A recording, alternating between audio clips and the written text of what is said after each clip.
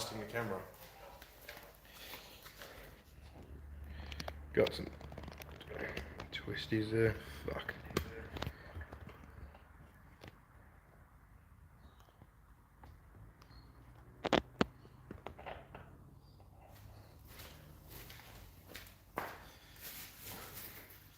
Oh, you still got light blinding you. Oh, look. Let me turn this down.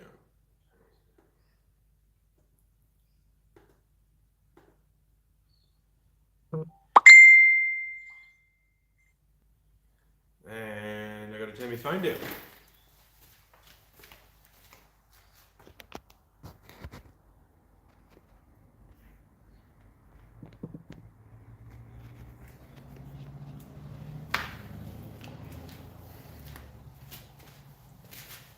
Alright. How's everyone going? How's everyone's week been? Trying different side of my camera, phone, so using the back camera. Everything's a bit wider. Hopefully it's still clear, hopefully you guys can still see. The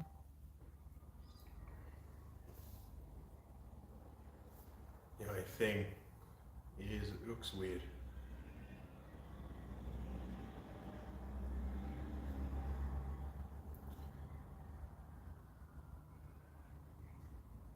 Might try to swap that.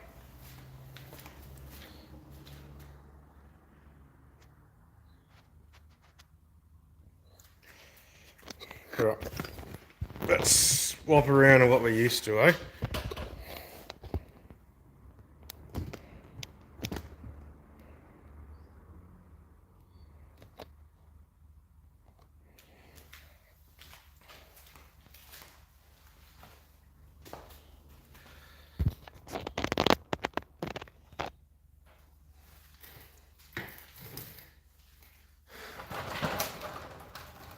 Oh, was it? Oh, at least you guys are awake and aware. Right, there we go.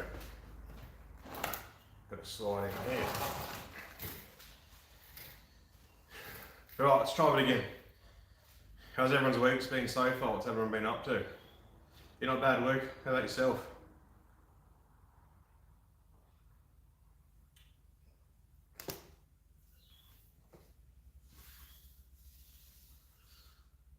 Hopefully we have a few people jump on today with some questions and whatnot, and we can air out some things of how you do this and how you do that, because still so many questions going on about how you turbo this and turbo that, but or how you go from this to that, and there's too many different answers out there and too many wrong answers going. Yeah, just some stuff and things. Oh, I always say stuff and things, that's the end of it now. And start of new stuff and things. More problems, more bills. That's the way.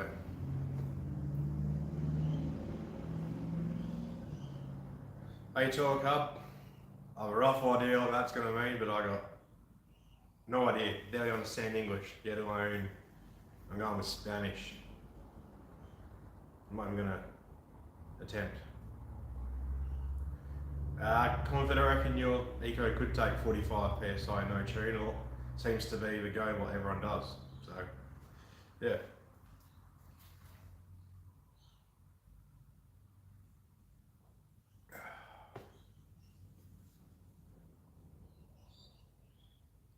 Oh yeah, I'm guessing it's your rocker covers leaking and a gasket's probably pinched or blown out or something.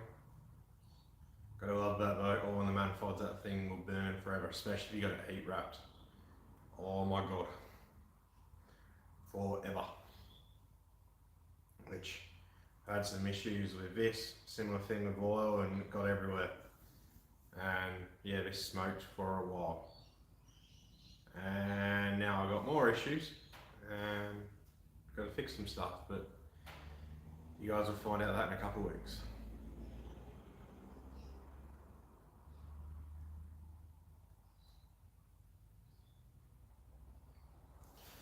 Yeah, we could probably just get as many cans of heavy duty degreaser or carby cleaner and just spray the fuck out of it. and let that burn off, and hopefully that'll be good. Don't even bother with water because I won't even wash it off. It just gets sticky, I guess is the best way I can explain it.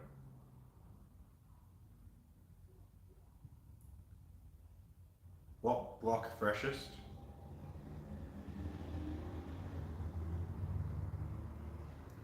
That's it, Luke. Tomorrow's mission. Yep, never ending. Everything was going perfectly well and didn't have any issues, and now issues are creeping up, but that's alright.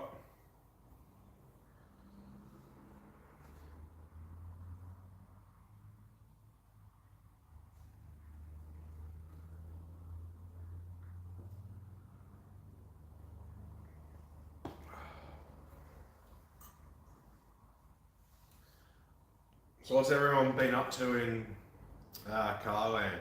What projects is everyone doing? What are they up to? I still have that L67 bottom end freshest if you're talking to myself. Right now I need to gap the rings, and I'm far too lazy to do that, so it's just sat. Also need to buy a ring gapper because I'm not going to use a grinder and a file, but I'll get around to that. L67 Bravo to Turner. I've done I think 280 kilometers now on this, so another 200 or so to go, and then we'll go rape it. Hey LS House, how's it going? How's your most recent drift day? How'd that go with your new lock stop that you made? I saw your little video and it seemed to work, but yeah, everything looks sorted.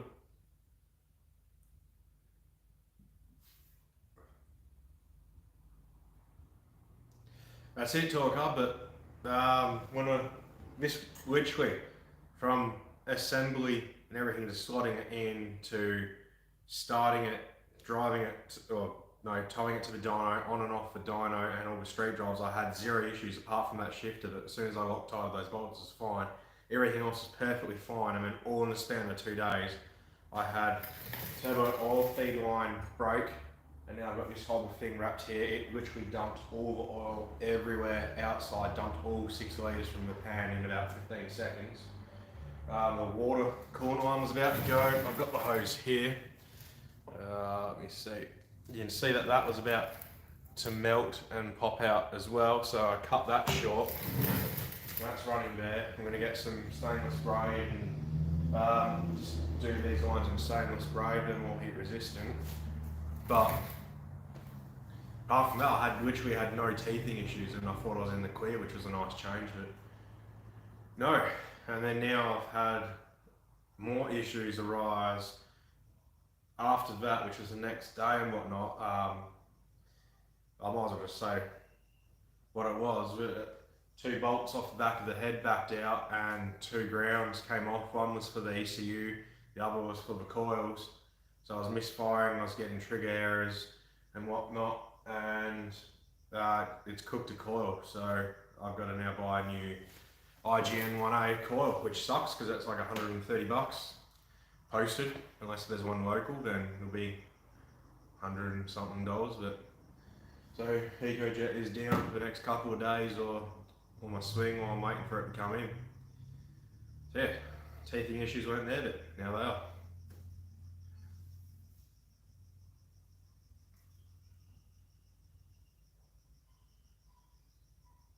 Oh, really, Talk Up? No, that's rough. That's good, LS House. Good to see that it's sorted now and you can just go out on track and send it. Hey Baz Spec, how you going? And yeah, that's definitely true. Good. Yeah, that's a big congrats to Cornfed on making 928 out of the Ecotec. That's insane. Hey Nitro Al, how's it going? How's your build coming along? Have you managed to get anything else done to it, or still waiting for some parts?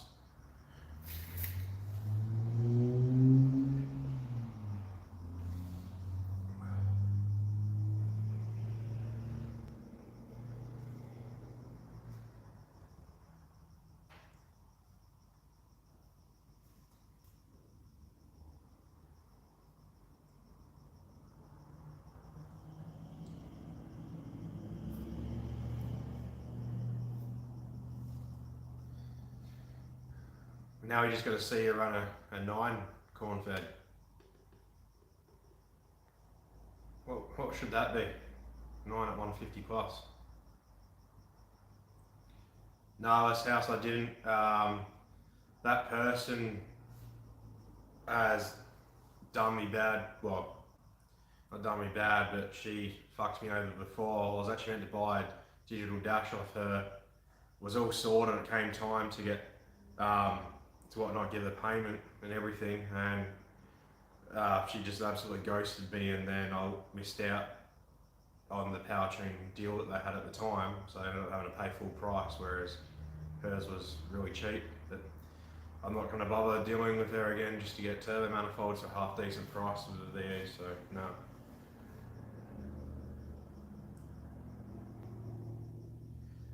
Yeah, talk. I was thinking an 8 too, but 9 for I guess he hasn't really done any quarter passes in that setup, so a 9's a pretty good goal to start with.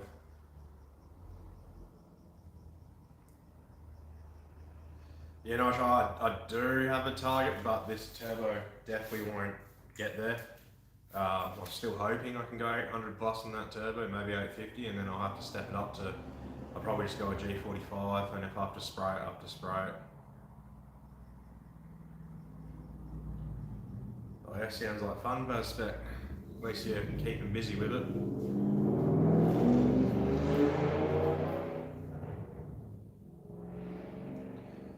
Whose house is that with that same person? Because I know she seems to build a lot of things and then sell them and whatnot. They're all posted up all the time. But yeah, if she seems to do that a fair bit, then yeah, I'm definitely glad I didn't pursue it.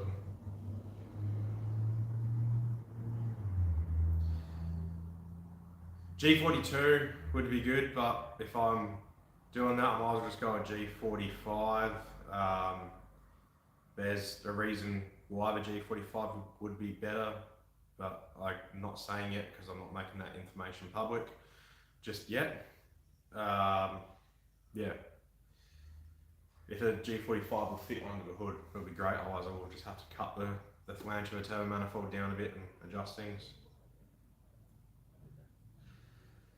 Freshest, yes and no. There's a lot of old boys, well, not old boys, but sorry, old cars around that are nice, like old school cars, but you also get a lot of like dickhead P-platers just with exhaust and think they're sick cunts and just brush it past. I see all my cars parked outside, I see the roller door open with me working on it, and they just gun it. It's always some auto piece of shit. It sounds disgusting, just loud as hell, but yeah, it's busy. Nitro, I can't tell if you're being serious or if you're joking around with that, but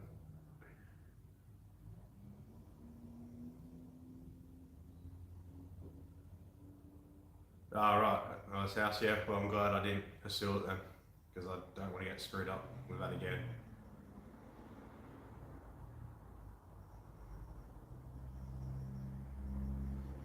Yeah, that's mint talk, but also you got to remember with that the eco heads don't flow too well, whereas JZ do, which does make a huge difference as well. But 45 psi and 1-to-1 back pressure, that's actually that's actually insane. I would have expected at least 70 plus psi of EMAP.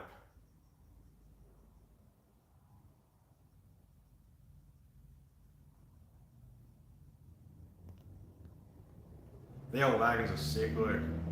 I'd love a VL with an RB30 in it. Probably do that, put a 25 head on it, but too costly. Too costly and I don't need it. Still got a barra to build, no less to build, this to keep fixing, and something else for this later on.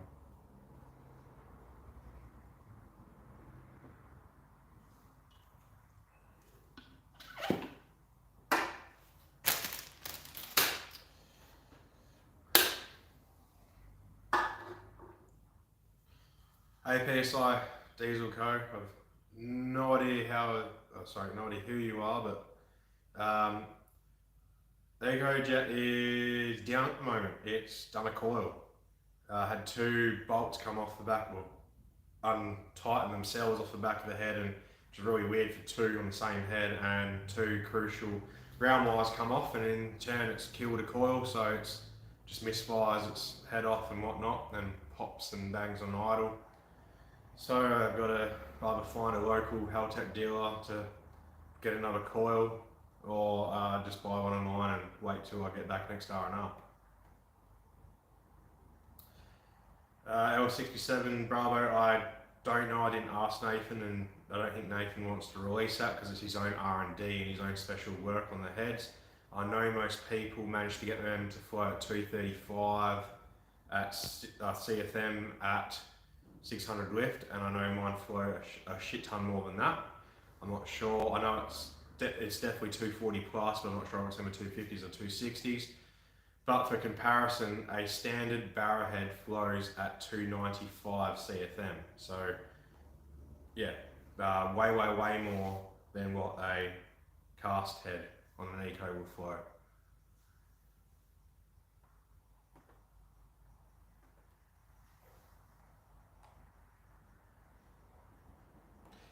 Yeah, Baspec, that's true. Sneaky drive there, but something tells me I won't make it there on E85.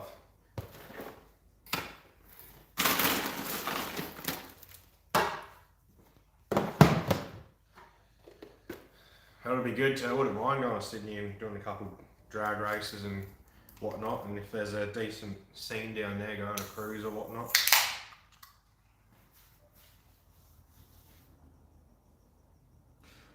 Ah, Ado. Sweet, so at least I know what your YouTube name is now. 18 VS 99, how you going, mate? Baspec, I can get them made. I got this one made on, I don't know what site, but yeah, I can get them made anyway. Yeah, Torque Hub, that would be the way to go, but I can't be bothered wiring a flex fuel sensor and plumbing it in and all this and that. I just prefer to run straight E85. I'm pretty lucky. The end of my street is well, kind of end of my street is a United with the E85. It's not even a 3-minute drive, so I just want to stick with E85 for that. But yeah, if I did do a long road trip, I would probably just, yeah, I'd guess grit my teeth and put one in.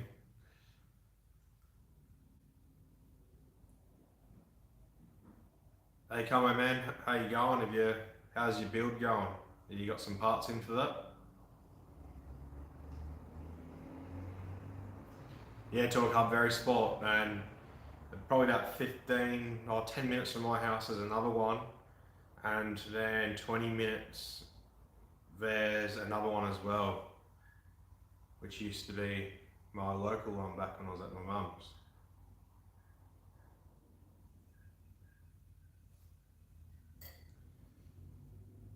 Oh geez, hour drive, yeah, that sucks. I know I used to drive 30 to 40 minutes when I first converted this to E85, and then one near my mum's that was about 10 minutes or so opened up, which was great. And then while this house here was building, one literally, well, I was talking about down the road, opened up and has it, and it's been the best thing ever. Don't like the needle, well, I don't have a needle, got a gauge, but digital gauge. So the digital gauge doesn't even really go down, it goes down like 1% to go to the fuel station and back, which is great now, instead of burning quarter a tank just to fill up. I used to literally fill up and a jerry can, and by the time I was back home, would have used a quarter, filled up with a jerry can and be back at full, just to be back there again.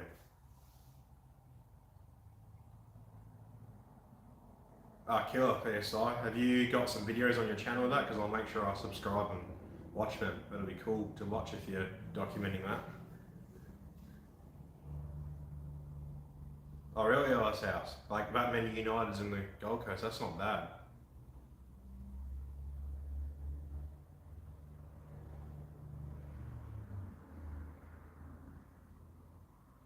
That's alright, Cohen, man. I have my own opinion on get drags, but I've also seen a lot of people have a lot of success. I know a couple of the cars that LS House has done for his mates. Their get drag and turbo and those somehow survive. yeah, I know a fair few stock combos as well that run get drags and haven't blown, so you might be in luck.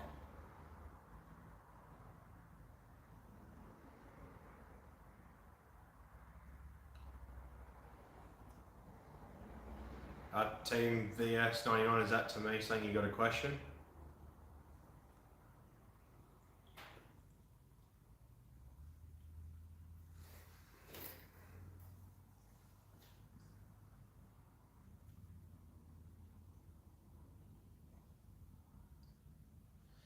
Yeah, Luke, that's like just a rough 500 kilometers. Doesn't have to be exact or whatnot, but it's just a ballpark figure. You know, you just get 20 kilometers on the car, and if any issues arise, they will, which a couple have and whatnot. So I've done about 280, so 200 or more, which I'll 100% get done on my next R&R. And then the one after that, I'll hit him up to get some dyno time again, and then we'll max out this turbo, hopefully.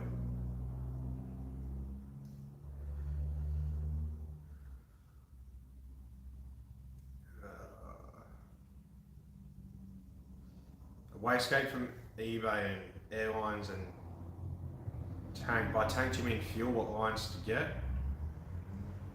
And by airlines, you, for the wastegate, just use 6mm vacuum hose.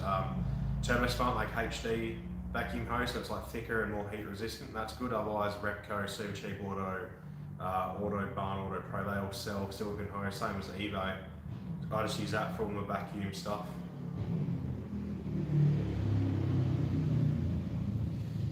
L67 Bravo, yeah, but 30 psi through an SBE and 30 psi through a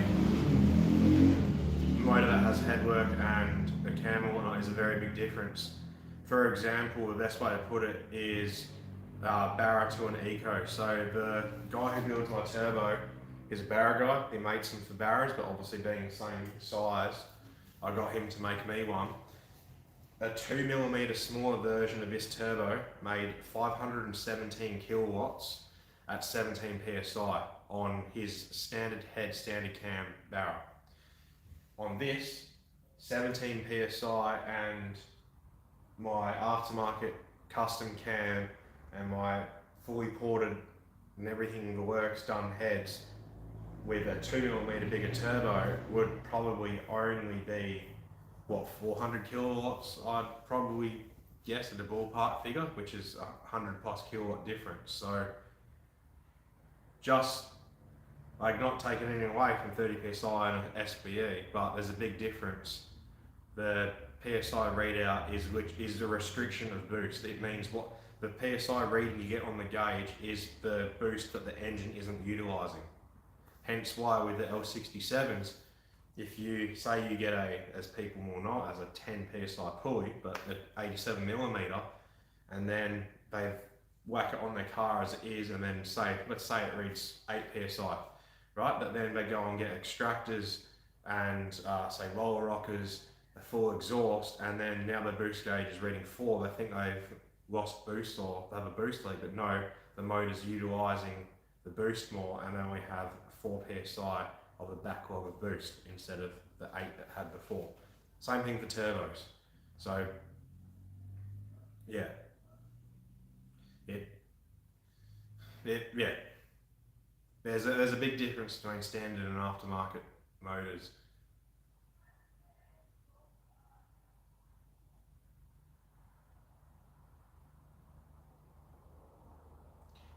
Air compressed air wastegate. I've never seen that before, unless you mean CO2, the CO2 system.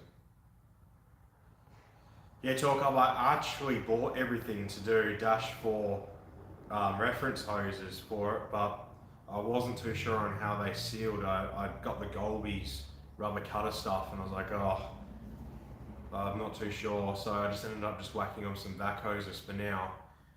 Once it's all tuned and everything, and then I know where everything sits at boost wise, because after I've done a fair bit of driving and have some logs, then I'll probably go back and change it all to my AM4 braided line stuff, and then yeah, thanks. Then I'll be able to tell if it does leak because I'll have a before and after reference.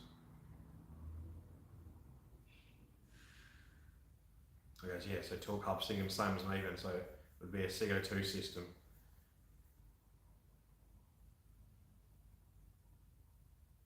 Yeah, okay. I don't have experience in the CO2 setup, so I'll leave someone else to answer that because I have a rough idea, but I'll probably butcher it. But I'd be assuming it's the same kind of lines anyway. Just make sure they seal, basically.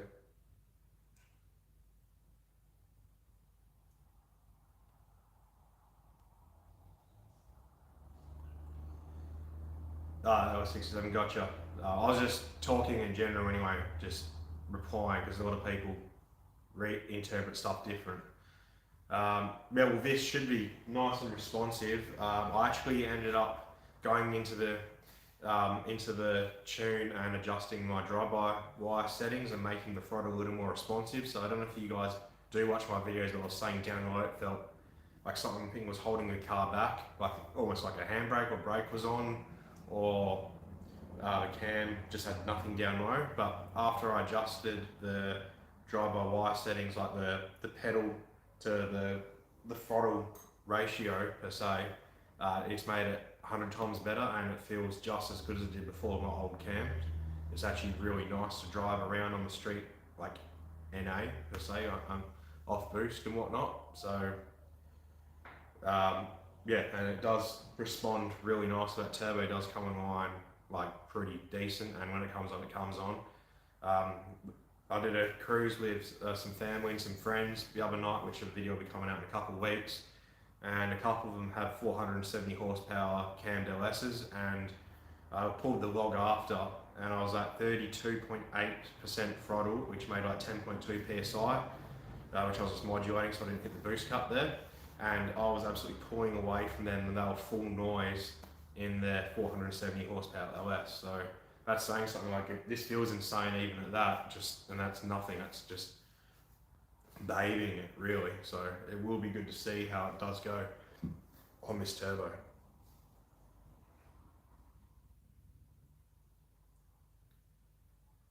Sweet talk hub. I might not, well, I'll leave the backhoes on for now. You can't even see them anyway from where they all are, so I'll leave them on and then I'll change them later because I do have all the stuff.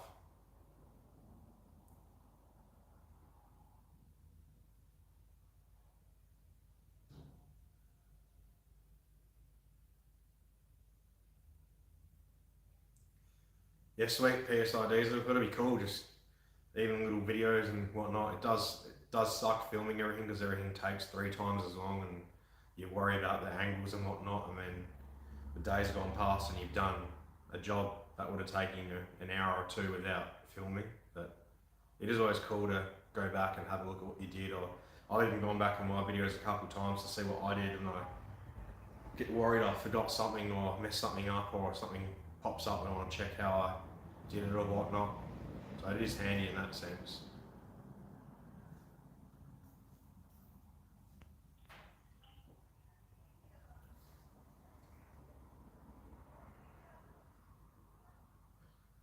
Yeah, Cletus just uses those like push, it's not push lock, but it's like a fitting that you just push into and it seals, and it's got a little switch type, well not a switch, like a little collar that you push in and it releases it per se.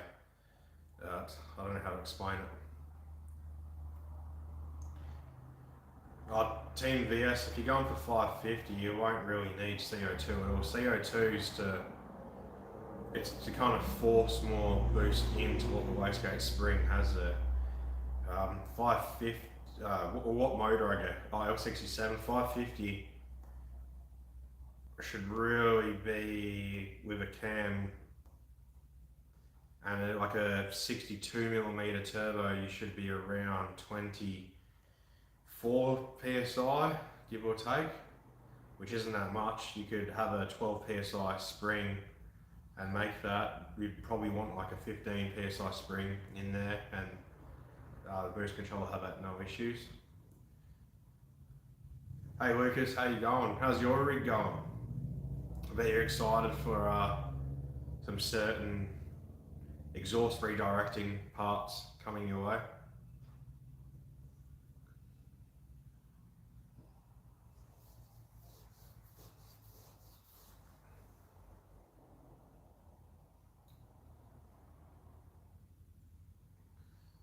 Hey Matt, I'll be doing all of it. So I'll be taking drag racing. I still have a lot to practice there, especially like mainly the launching. So yeah, I'll be taking it as much as I can and probably just be getting my 60 foot dialed in, because once I do a full strip pass, I will probably get kicked out for mile per hour and time because I don't have a cage or a chute.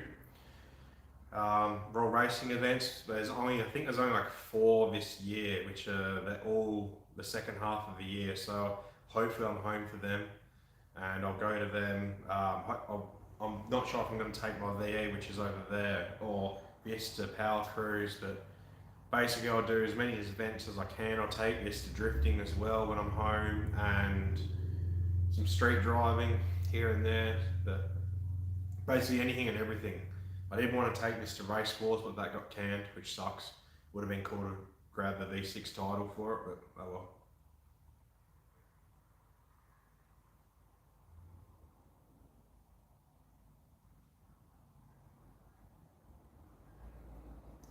Yeah, Dan, you always run a thermostat. Never ever take a thermostat out. People think that's a way to keep the motor cool, but it actually heats them up because the water flows too fast and it doesn't sit in the radiator long enough to cool it down. But yeah, I have in this at the moment, I think it's from Intense, not ZZP, ZZP, whatever. I think it's like, it works out to be like 71 degree thermostat, which is a lot colder than we usually run. And this usually sits at around 76 to 82 degrees. Um, no issues at all. I have the electric water pump turning on at 30 degrees so that, the coolant will heat up that's in the engine quickly enough, and then it will start flowing.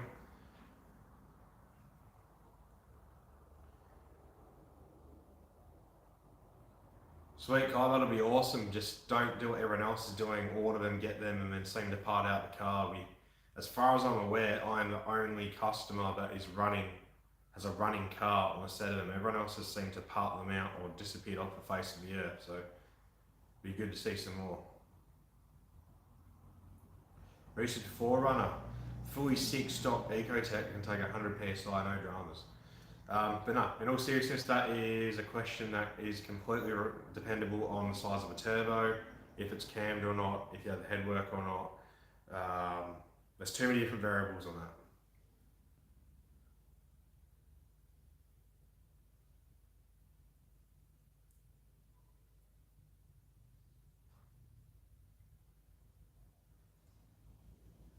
Yeah, boosted, that I will definitely do it. You don't need head gaskets, you don't need head bolts. Loosen them up, send it.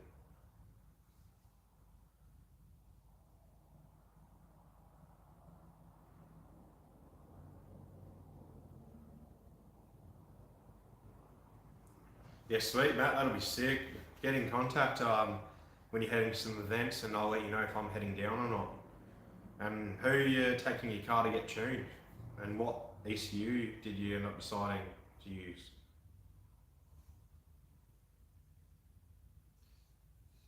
I know you were boosted, but there's 25 people, it says 25 people watching on here. Some people don't comment, so people might read your comment and actually want to know. So I'm going to answer so people have the information.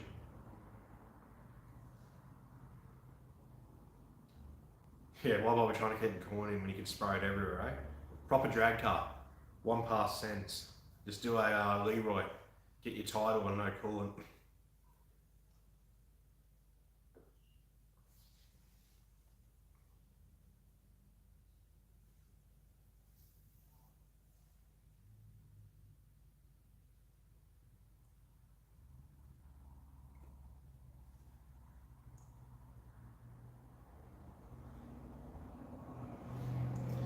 Just double check, make sure I haven't missed any questions up in the chat. I like to go on a tangent, it seems, and tell a 30-minute story for a 2-second question.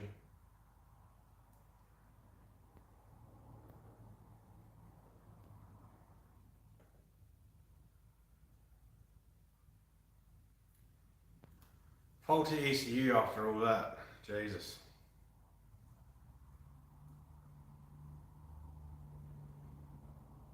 Yeah, Leroy's good. I can't wait till Leroy's back. It kind of sucks. He's just doing. I understand he's waiting for a motor or something, but Leroy is kind of what got everyone to the channel. I understand you grow and progress and this and that, but you know, Leroy's always something special.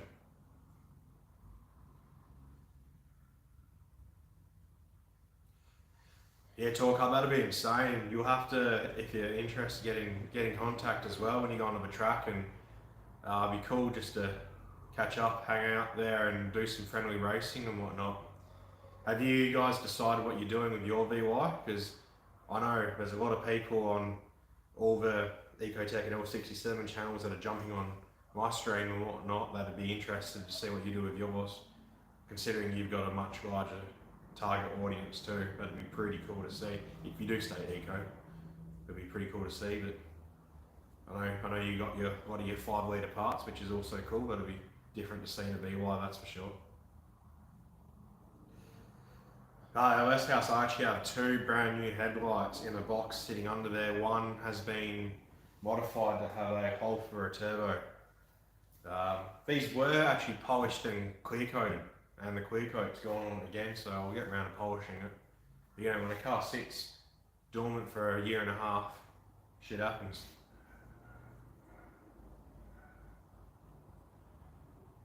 You 3 blocks crack, holy hell.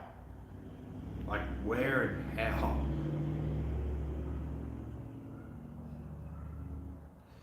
how?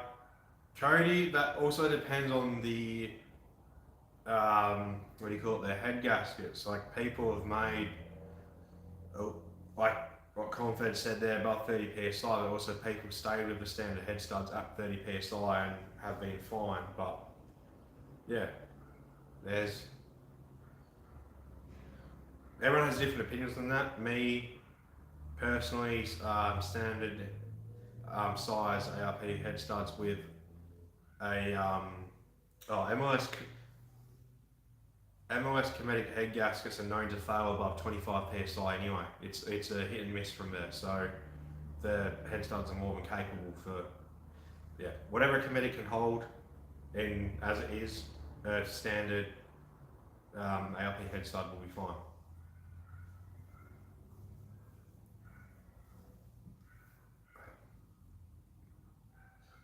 Yeah, sweet talk. It would be cool if you do stay eco, but I know it's definitely not a favourable platform, especially with the audience that you guys have and the builds that you do, but would be cool. RB would also be sick. I don't think I've seen one in a VY yet.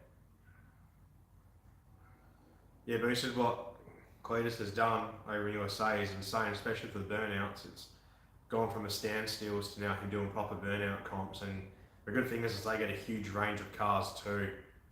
You know, they get vans, buggies, little pieces of shit, proper burnout cars, which is great. So yeah.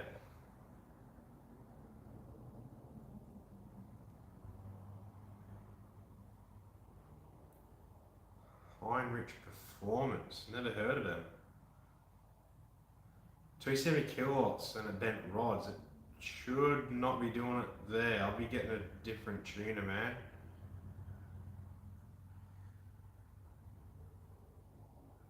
Yeah, composite has more give though. You can kind of mold to it, whereas Kinetic's kind of, I guess, stiffer and more layers to warp per se. I don't think I can explain that too good there, but yeah.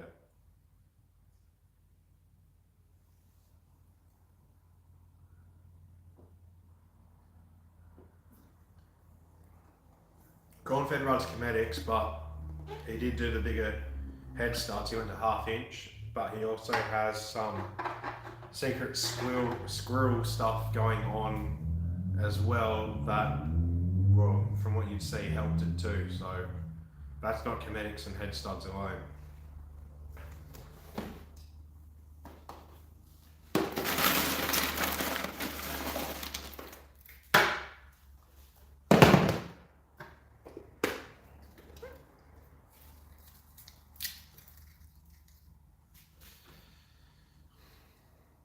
Well, also composites have also been known to fail a lot as well. So Okay, I guess I might be wrong in this, and people might have different experiences. But from what I see, you know, composite, it will hold more boost, but it won't last as long. And MLS will hold.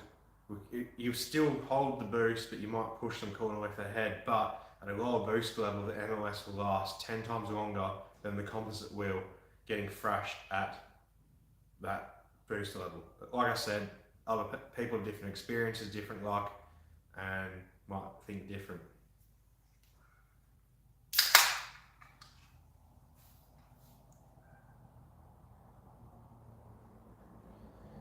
Matt, did you do rods as well, or just pistons? Yeah, 115 pound springs will be fine without a cam. Enough for all the RPM that you'll send it on that, but you'll definitely want to upgrade if you go a cam.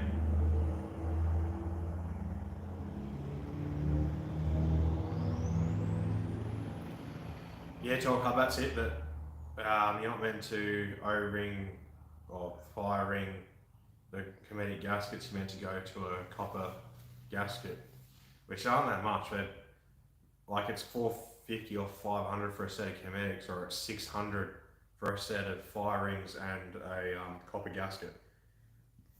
But apparently, from what I've heard, sometimes you can have trouble sealing the coolant passages on the Ecos with copper gaskets.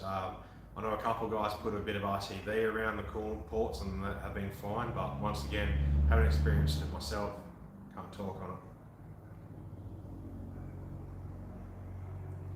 Yeah, that's it, talk over. Head gasket is much better than a rod.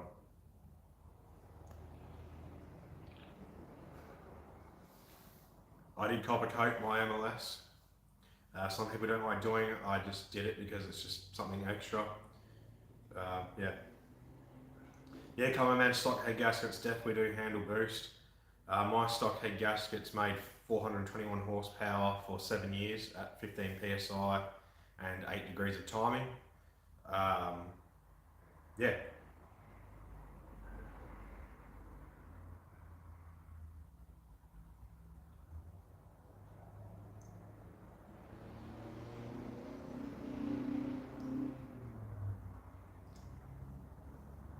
But yeah, there's a few guys out there that have more experience on stock head gaskets. I had no boost control, I just had a whatever spring was in the wastegate, and it made 14.8 psi, and I had stock head gaskets and then ARP head studs in as well, and it's completely fine.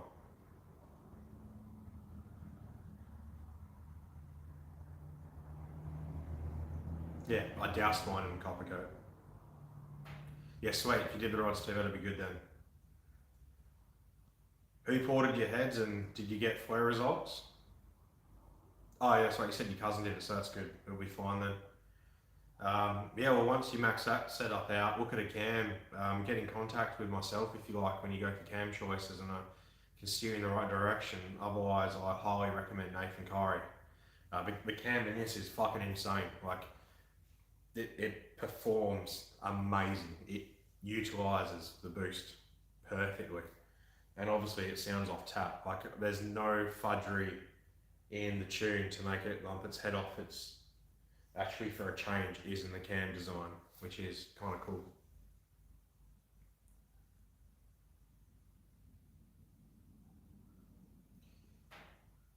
Well, yeah. 98% of the time, the cam is in the tune.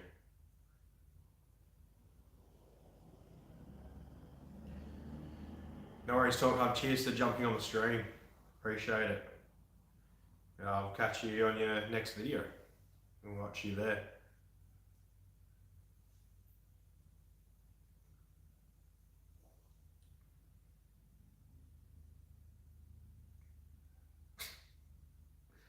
The freshest, when's yours going to be back up and running? I'm waiting to see a video on that again. I know, obviously, I know where you were at, but give everyone else a recap, because it'll be cool to see yours going again. It fucking looks so clean too, which is awesome.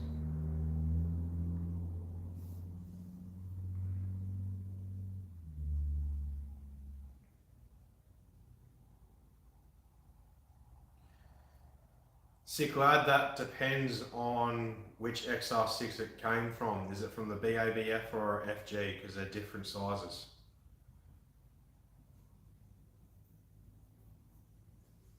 That's the L67. Spray the head in copper, spray the deck in copper. Call it a day. Don't even worry about head studs or head bolts, just weld it.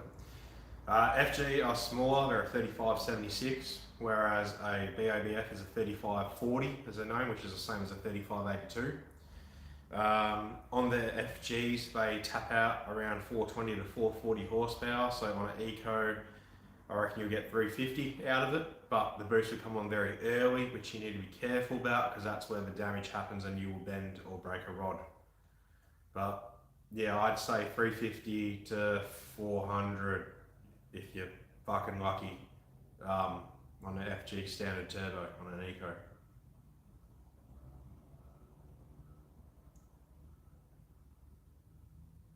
No, all good, Matt. I was just curious, and then yeah, I remember that you said your cousin did. You said he knows his shit, so that's good then. But yeah, well, regardless, anyway, like I was saying, the norm is about 235 CFM at 600 lift. So if he at least got to that stage, then yeah, you know you've been in good hands. And if it's above that, then yeah, it's obviously really good.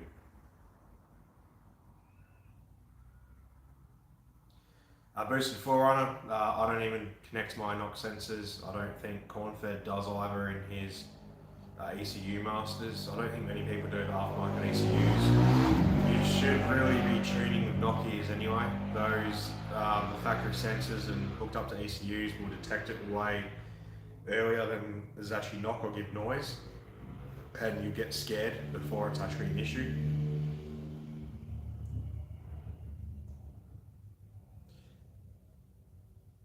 Yeah, that's it, sicko. Look, if you got it, whack it on. But yeah, you're not going to make all the power in the world, but it will come on boost very early, and on the street will be awesome to drive. Just you got to be very careful with the tune. That's all.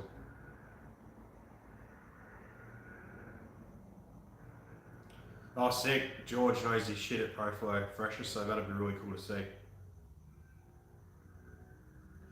Kai, are you talking about an FG turbo being high flowed? If so, then they do make a lot more than that because they've got.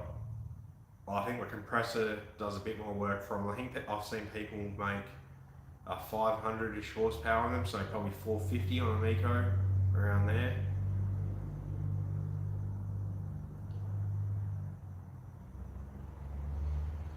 Polymar, that's the rotary special, isn't it?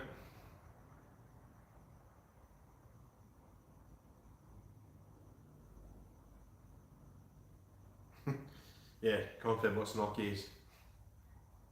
But then again, the 85 year pretty knock resistant.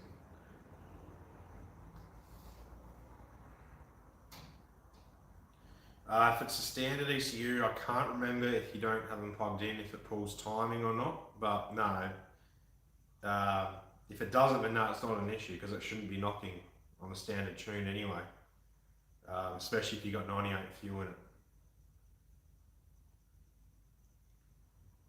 Yeah, Boosted, you use Justin, don't you? If I'm thinking you're the right person. Yeah, Justin has knock ears and yeah, the muffs go on. Now see, even with mine with the Link ECU, Justin still puts his knock, he didn't opt for the run-in tune, but he puts his knock ears on, and that's how you can send it as far as you can because you can keep feeding it timing until you start to detect knock.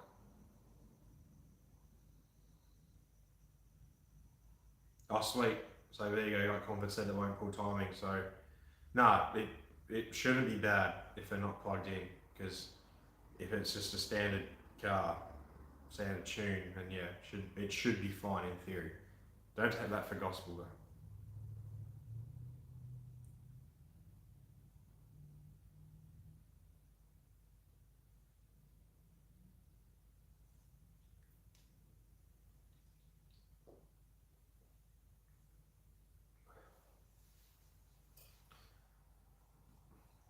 Yeah, the L67, he said he already has the FG turbo, so if he's already got it, he might as well whack it on and it'll be an awesome streeter.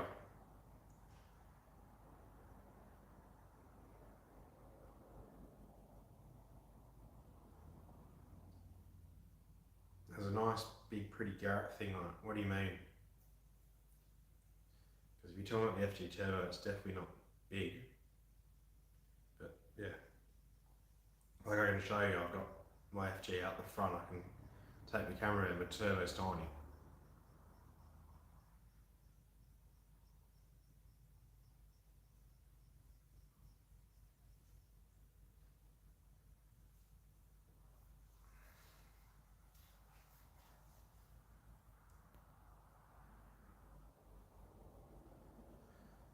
I think my jerry-rigged lights in the engine bay kind of make it look alright on the stream.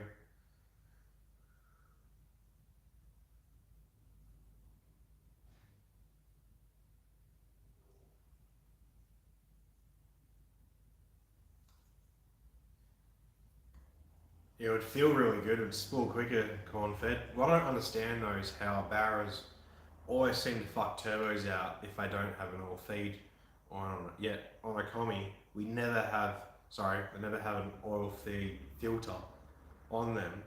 They always seem to fuck out. Yeah, on our commies, we never run them and we're completely fine. So I'm not sure if it's the Ford version of the turbos, because obviously they're made for the Fords, not the sold to the public kind of thing. I don't know if they're slightly different, which they shouldn't be. Should all have the same internals and bearings and whatnot, but yeah. Yeah, that does look good. Mine would have had it, but this housing here used to be polished, so it would have got ground off and polished, and then I sprayed it back. But on the others, yeah, the Garrett sign does look sick.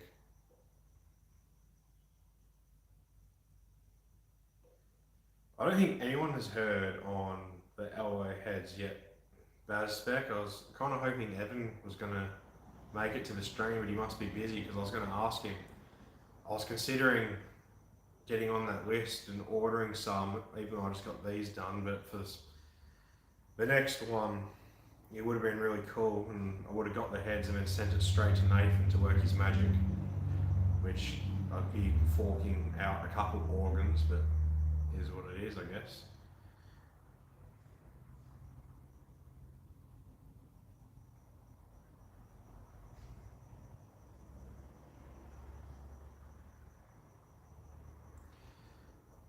Yeah, boost 400 that does work, but I would use a proper Nokia setup, because it has usually the ones with the donut. That plugs into like a module box, which is an amplifier, and then you plug your headphones into that. Way better. You'll hear things way earlier than what you would with a setup like that. But yeah, Cornford, last time I checked, KYRE put his own name down for the last like 13 or something, so I'm not sure if he just did that for the sake of it, or if he has done that because he's going to buy the castings or whatever you want to call it, the billets himself. But he hasn't made a post about it in ages, so I'm assuming the company he was going through aren't interested just yet still, till he has my numbers.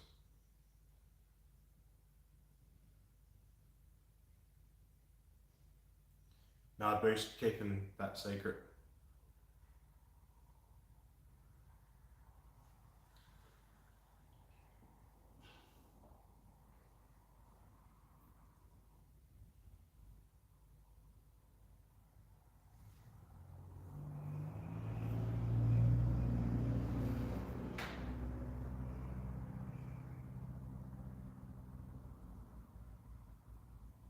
Yeah, he's kind of gone off the map a bit, hasn't he?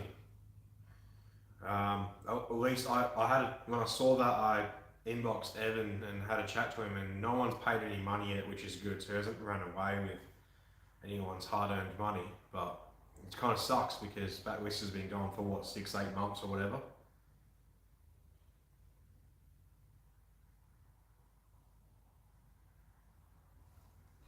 Ecotec runs nothing, Lucas. It's, as far as I'm aware, I've blown, or burn out, whatever, a coil. So look at it, it starts and runs perfectly fine like a drive, just misfires its head off.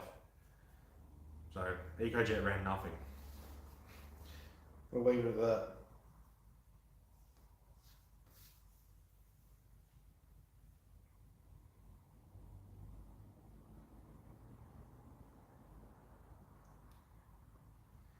Come on, man, I'm not sure on how the Intech flows with the cam and head, but more than likely it will make more power. Displacement is obviously more, and actually, I don't know. It's all about flow, so I don't know about the head and cam, to be honest. Yeah, Lucas, look, that's a part of it. Like I was saying in the beginning of the stream, I had no issues at all after everything went together and I turned key, it started, it was fine, nothing popped up. I went on the dyno. Like, legit, this isn't like the YouTube magic where nothing goes wrong. I legit had nothing wrong. It went on the dyno, it was fine. It came off the dyno, it was fine. All the videos of me driving, it was fine. Apart from the shifter lever coming loose, but since I Loctite, it's been mint. Had no issues at all, and then in 2 days I had an oil feed line melt and pop off and pump out all my oil as I got at the lineman shop too, which is horrible. Like, the front of their shop just has this huge oil spill, and there's still oil everywhere, and the garden bonnet. And then I had RPM jumping all over the shop. Like, the car RPM wouldn't jump, but the readout would on my ECU logs and on my digital dash. You'd be like cruising, say you're cruising like 2000 RPM every so seconds, a split second would jump up like 150, 300 RPM and come straight back down. So something was wrong, and had a couple of wires that come off the back of the head, the bolts had backed themselves out and fucked off to Narnia. And it killed number 3 coil as far as I'm aware. So I've got to find either a local Ecotec dealer or order one online and whack it on next R&R and pray there's no more misfires, otherwise I'm back to searching everywhere. But I put a fresh plug in number 3, did a couple logs at idle at 2000 RPM of trigger scopes, a couple logs at idle, did a couple drives, came back in, pulled the plug, and it was like brand new, not a single burn mark on it, whereas plug number 1 did, and that was a freshie that I put in as well. So I know 3's not firing, but I'm hoping it's just a coil died and it's not a wiring thing somewhere.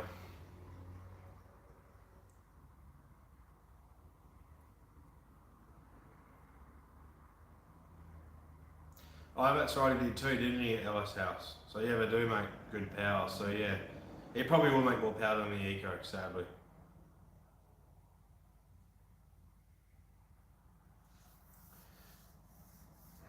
Yeah, look, Fraser, that would be cool.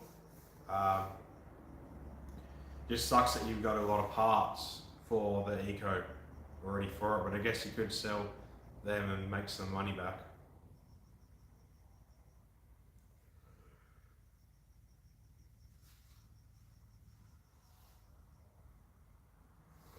Nah, Baz, last I had a chat to Evan, no one knows prices yet.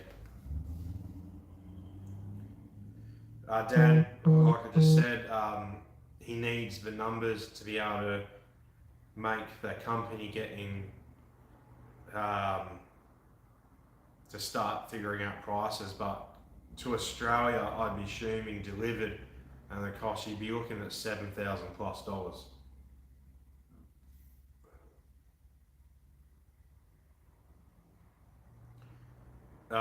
Cody, search up KYRE Race Engines, I think it is, on Facebook, and his page will be there, and you'll see the post somewhere.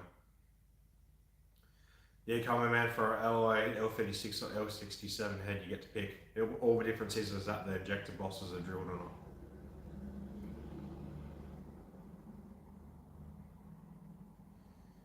Yeah, Lucas, it just sucks. I thought I was I finally broke the cycle of the clear run and did everything, but yeah, those bolts coming loose, well, as far as I know, just the bolts coming loose killed a coil, which isn't the end of the day, provided I put the new coil in when it comes and it fixes it. If not, then I'm not going to be a happy camper and not going to be having fun, because I guess I'll be tearing my wiring harness apart once I test everything and the wiring and then seeing where it's broken or what's happened. But yeah.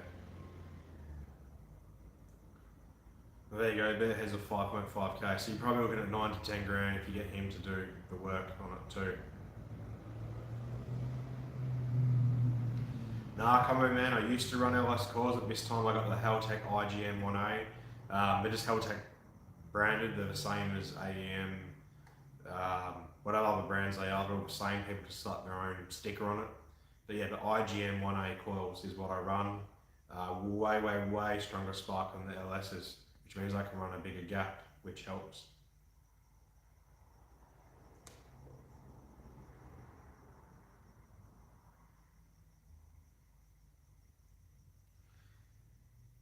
Yeah, boosted will hopefully Robbie finds the issue and you can get it all back and going. That's it, Lucas. I know 3's definitely not firing, so it's which I've tested the lead. The lead's fine. It's got 50 ohms. I made it. Number 1 was at like 300 kilo ohms or something, but that was still firing. So I made a new lead for number 1, and that's now reading at 50 ohms too. So I know that's fine. New plug in it and whatnot. So it's either the coil itself or more wiring to the coil. Yeah, it's that part of the wiring will be easy to test with a multimeter, but if I find with a multimeter one wire isn't getting contact or whatever, then that's where it's not going to be fun. I have to start peeling apart my tape and the wrap and finding the break in the cable or a short circuit, which I really don't want to do.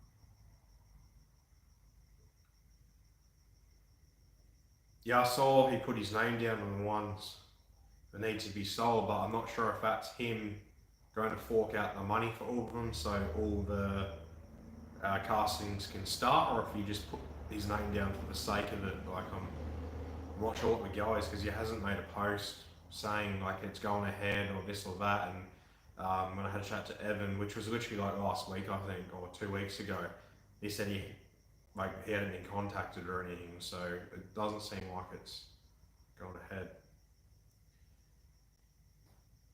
What do you mean, comment man, by still going? Oh, you're talking about the LS house. Then 398 isn't that much, so it should be.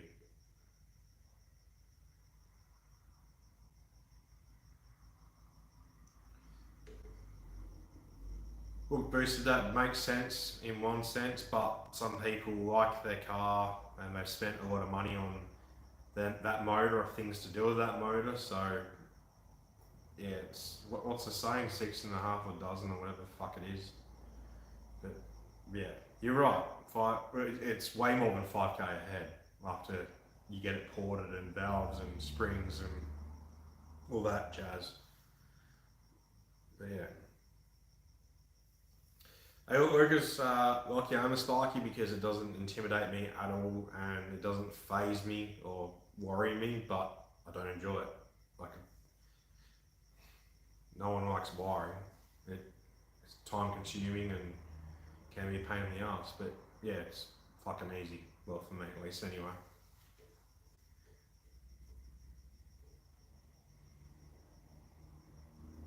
That's it, Matt. Like I was saying, once you put a lot of time and effort in it and you got all these associated parts to go over, it's like starting fresh and money down the drain.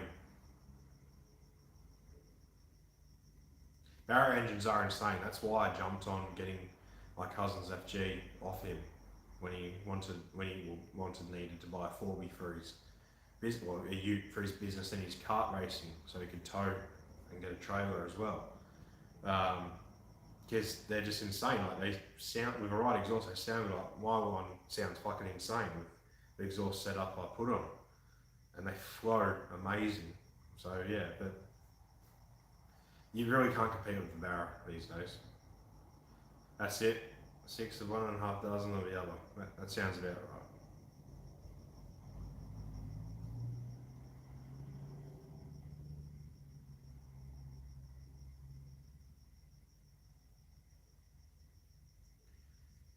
Yeah, boosted. That's it.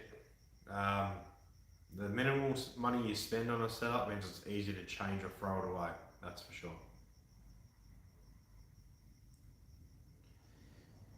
Yeah, man, a lot of people have done barrel swaps these days. It's coming almost as common as LS swaps, but actually over east there is a lot of Ecotecs out there that have been done. Just there's not many that get done properly, but there's a lot that do get done. And there's also a lot that don't really post anything on social media. You only see them when they pop up for sale, and it's like, what the hell, full aftermarket ECU, custom manifolds, nice looking setup, you know, fully forged and everything, and it made really decent power for what it is. And you're just like, I haven't seen this before, but yeah.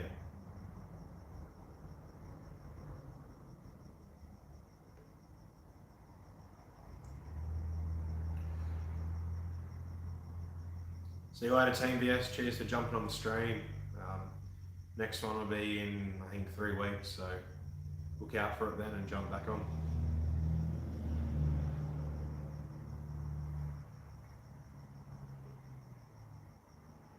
Yeah, that's it, Matt. It is really LS and Barrows, but that's fine.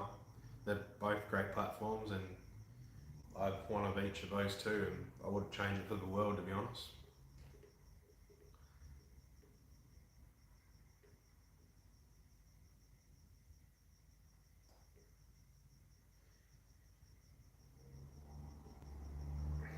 Hey Lucas, Auto Sparky pays really well, but you know, if you need a hand with wiring it in, you can always ask me as well.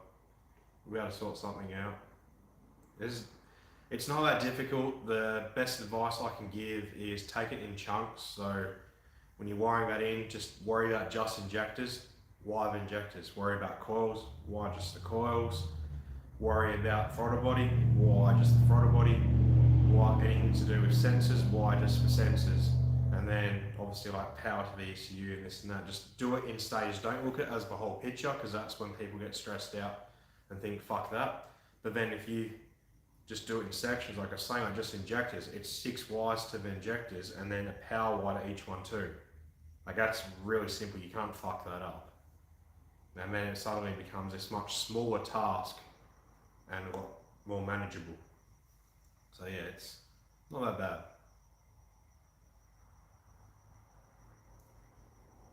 Matt, I own a Barra, so I'm contemplating whether I do that build, see if my cousin wants to buy it back or move it on or whatnot, because I do have 4 registered cars. I don't need it now that the VY is running per se, but every time I get in it and drive it, I'm just like, yeah, I don't ever want to get rid of this, unless obviously my cousin wanted to buy it back, and without a second doubt, I'd just give these his straight away. But I'm tempted to do a Barra build, but it's just a lot of money again, and you always get down the rabbit hole.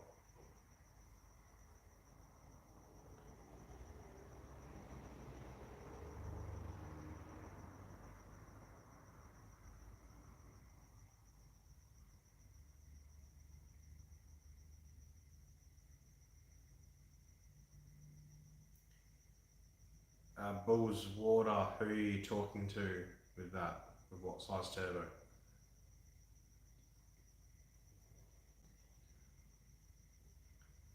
That's it, Matt. Like, in a sense, I'm kind of lucky with my job. I would whatever have the cash to do it, and do have the time, being on fly in, fly out, work in the mines. So earn decent money and I have a week off at a time. But we also need to get the backyard done, and I've just spent a year and a half funneling money into this thing. So my savings is actually going up for a change, which is nice. So I'm kind of liking that. The Ford runs fine. It makes plenty of power for the street, being the standard turbo. Like, you just put your foot down and you're already in boost. So it's all over the place, whether I do it or not.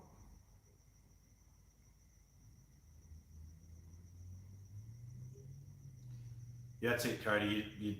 And I write things down on a bit of paper, like I'll write down injectors are this pin or this number on the plug is what injector, and then I also look at that as I'm going through. it helps keeping things out of here and being able to visualize it as well, so you don't just forget it. Like, planning does make a big difference. Bulls water, so this is a custom turbo. It started out as a GD3582, one of Garrett's like first gen turbos that came out.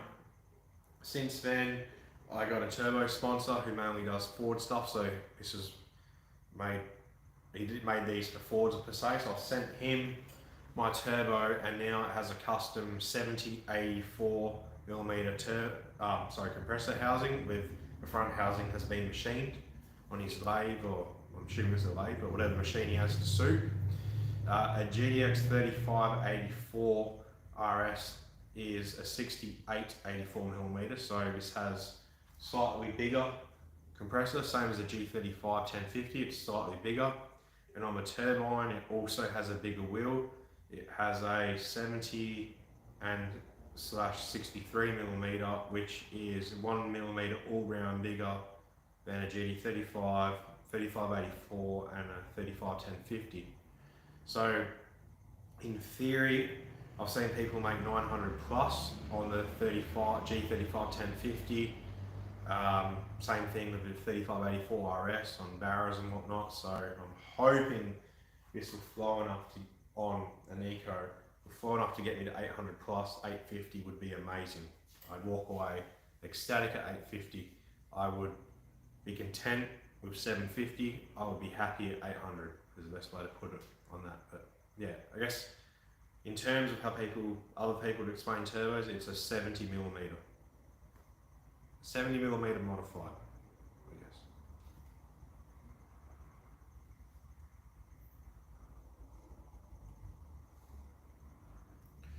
Yeah, Lucas, so we get it done in a weekend, easy.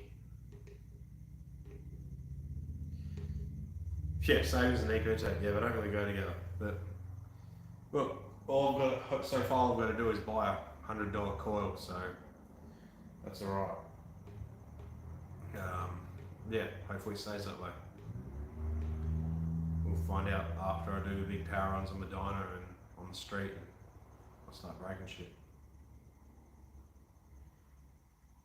Yeah, like I kind of always get on a tangent and ramble, but that's why I ended with what some people just called a 70 millimeter. It's bigger than a 3584 RS and a G35 1050. It's in like the ballpark of them, but slightly bigger. Best way I can explain it.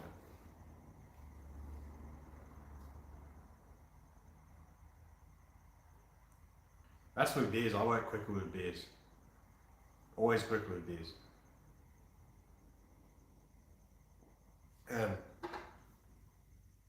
These golden beers too.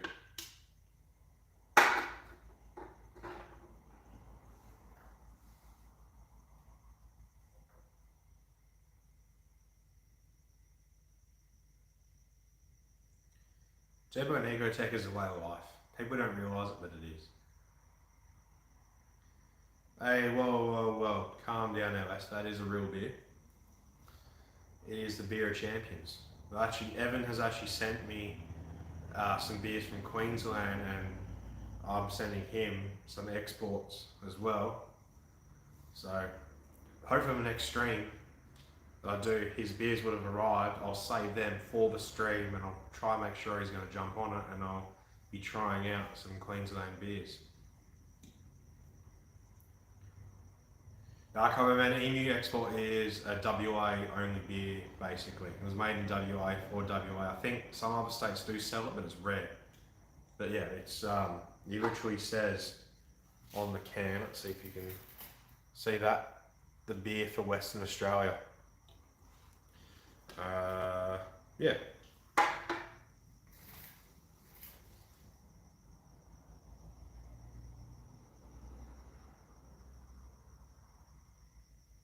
Lucas, you better not be talking to me about that. Export is the way of life.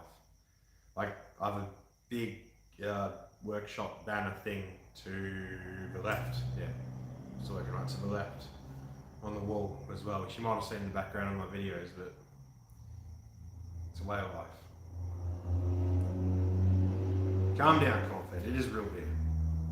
Man, it puts hair in your chest. Literally.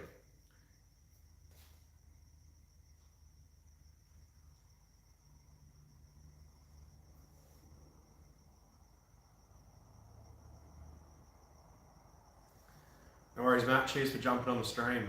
Hopefully we catch you on another one. And hopefully you get your build going.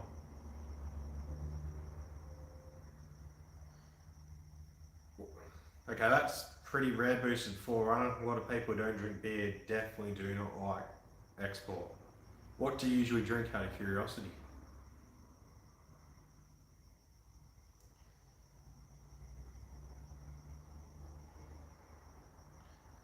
Yeah, let's house.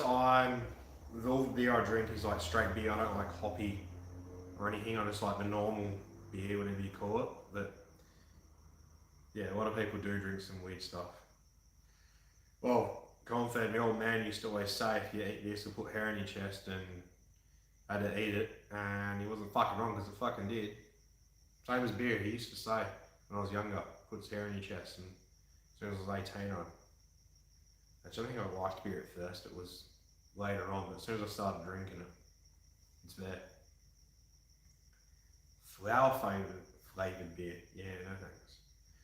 Bundy rum, I'm not a big fan of rum to be honest. Well, some rum I am actually, but I always choose a beer. Drinks are good. I drink beer and majority of spirits. Well, if it's on offer, I'll drink it anyway, but yeah.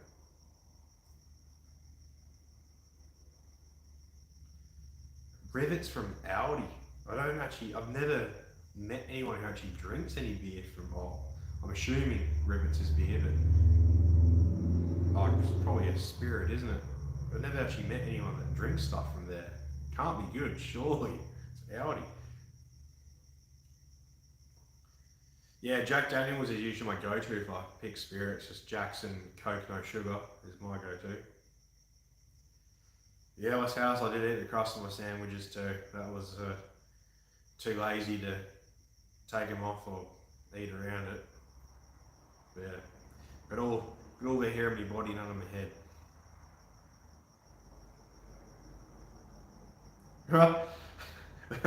That makes sense though, she's from Collie.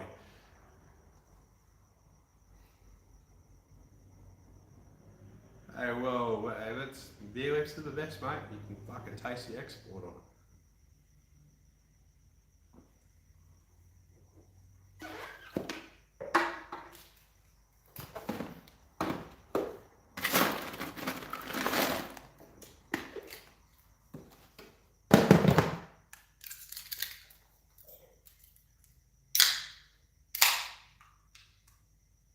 The sugarcane champagne.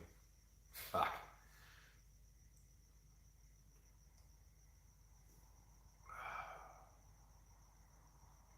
There's nothing better than cracking open a fresh can out of ice or a fresh pint.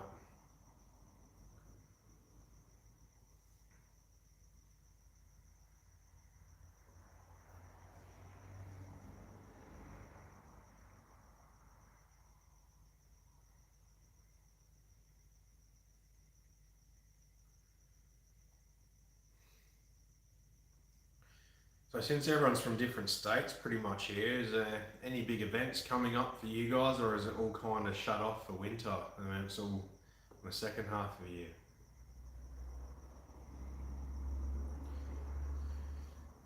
I've never actually been to Collie Boosted. Every Matsuri for the drift event that's held in Collie, I've always been at work or I didn't have the money.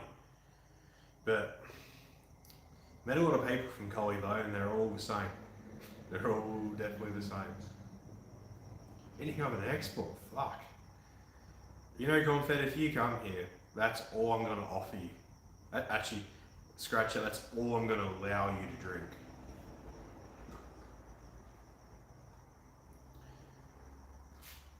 Jamboree in Sydney. Oh yes, sweet. That's why that's still going. No, Lucas, as far as I'm aware, it's pretty much all died down. 25th of May is our last Bull Pass Wednesday, our drag night, like for your normal cars. And then after that, I think it's like September when things pick up again.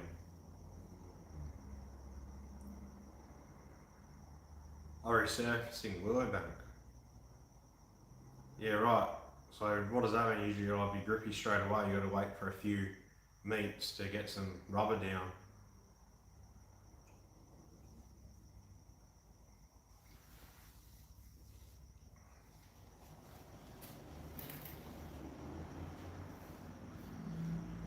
Maybe my next R&R I might take the Ford down and see the quarter mile time I can get on the baseline, or get some barra footage up on the channel. I guess I've got a few mods to whack on it, but I'm just too lazy to do it. But I'll do that. I reckon I could probably pull off an 11 in this with the tune that's in at the moment, based on the how it feels compared to how my old setup feels and what I ran.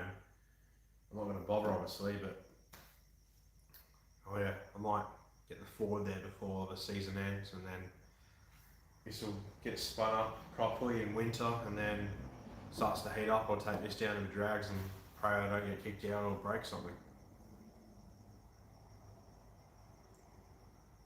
Yeah, it's basically almost identical as Speedway season, Lucas.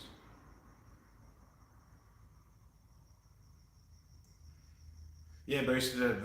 It's never been an issue. It's just I've been at work, or I didn't have the money to like for the event, because the VE goes through tyres like there's no tomorrow. So it's a very costly time every time I take it out on track.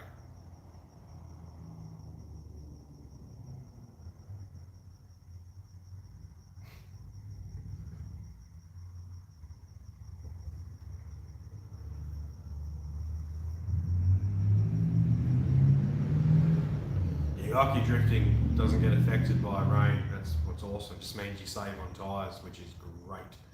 That's usually the power crews here at WA. Even though it's weird, they seem to time it every time so that a day or like a couple hours he's always in the rain of power crews, which some people, like all the all-wheel drive guys, hate, but everyone else loves, because we can go out there and just have fun and we don't go through tyres, which is awesome. It literally saves you 10 sets a day, which is great.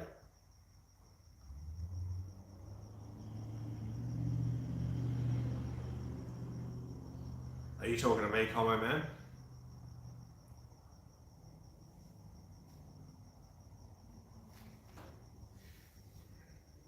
Yeah, right. Lost Speedway this weekend. I guess that works out. What's that going to be? Like 7th of May or something? Wait, I've got a calendar going on my laptop. Yeah, 7th, 8th of May. Yeah, shit. Fucking 28 next weekend. Jesus. That makes sense. What's that, 2 weeks before the drag season finishes? So yeah.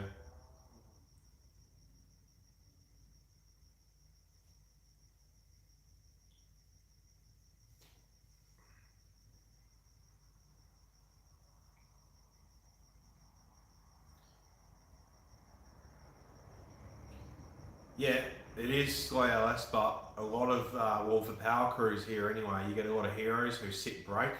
They don't know how to drive, they just sit in the brake. So when it's in the rain, I can still have fun because I can still be sideways and I'm not gaining on them as quick as I would when it's dry, because that really pisses me off that they're just always fucking on the brake, in the way, and it just ruins your fun. So when it does rain, it's kind of alright, because you take a lot longer to catch up to them anyway.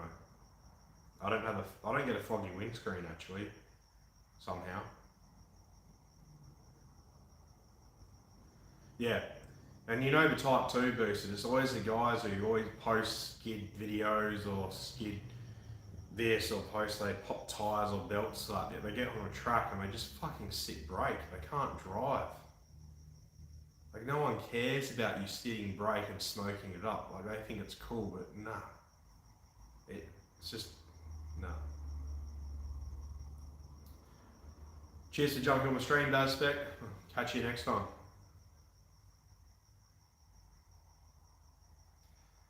Yeah, that's it, literally. But they can't drive, they can't steer, and if they do get off the brake, they do loop it or go off track. So that's the only reason why I do like the rain. Like, I save tyres, which means when it is dry I can go out there full send, and also I can actually enjoy a bit more of a time because I'm going slower and they're staying the same speed as what they are on a dry. So yeah, and it seems to be not as many people go out when it starts to rain for whatever reason. Whatever all-wheel drive guys or the guys who can't drift or power skid or whatever don't go out because they don't get grip. So there's a bit more space. So that's why I like it at Power Cruise.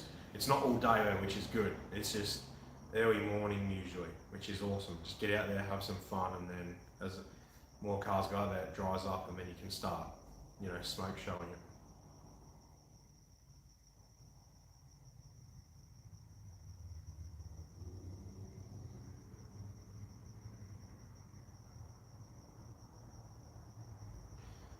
Lovely boosted. Gotta love that. You're not near that secret pad area, are you? I'm still need to find out where it is. I've had a couple of guys who say that when I want to go, they tell me where it is, but they haven't told me on the spot the location. That'd be awesome to go there just to test.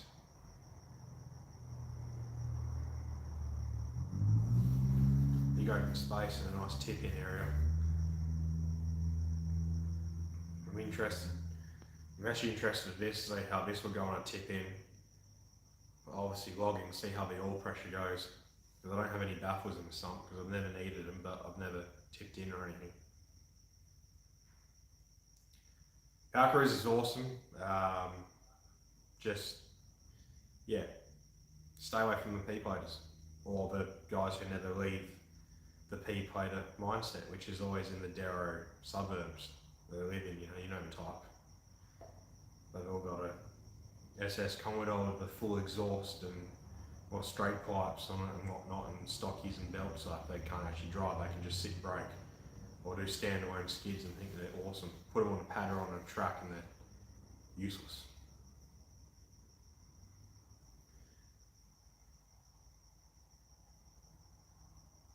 Oh, actually, no, sorry, it's not Collie, is it? That's Bunbury area.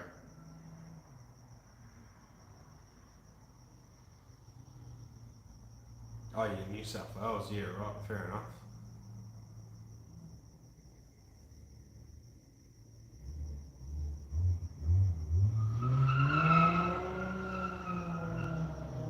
I don't know if you guys heard that.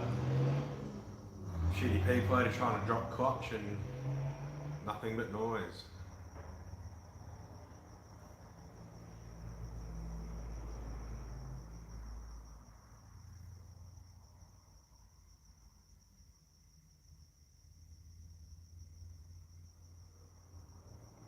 There's actually a couple of Forbies that are out there. I know there's a couple Patrols, I think it is. I think they got some, is it TB48s or whatever? Stockies on the back. There's a couple Hiluxes, like their single cab, like workmate style kind of thing with LSs and whatnot. But yeah, so you won't be the only one out there. Oh, there's some Patrols with LSA conversions too going. But yeah, they probably would stay away.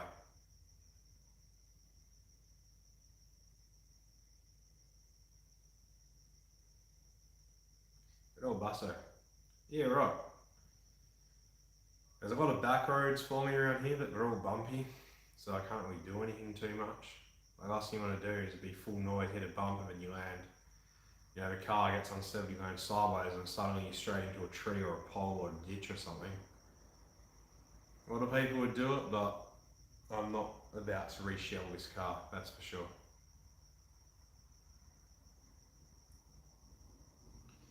I don't know if that was an Eco LS. I don't know what that was, it just sounded gross.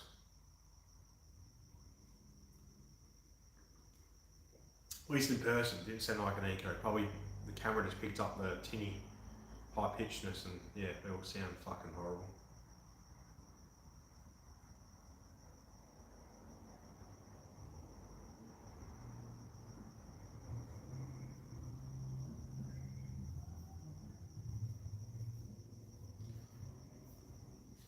I wonder how yours would go in the power skid comp boosted. Yeah, right, I sound like an Eco. through the camera. In person, I definitely didn't.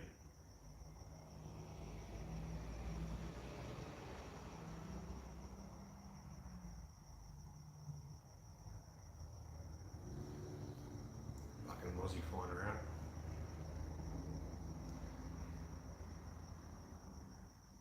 Yeah, sick.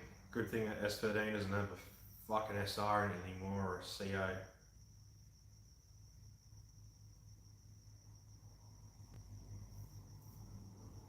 Oh, you're going to be driving his car, are you, combo man?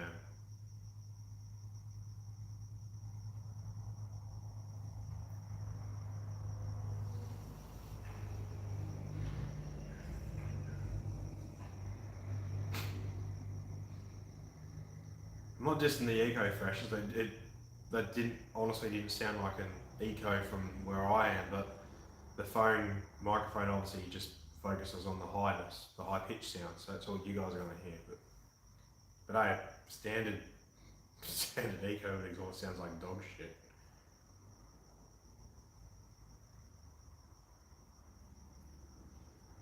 That's alright, boosted. Put some stockies on the back and then send it down the whole strip.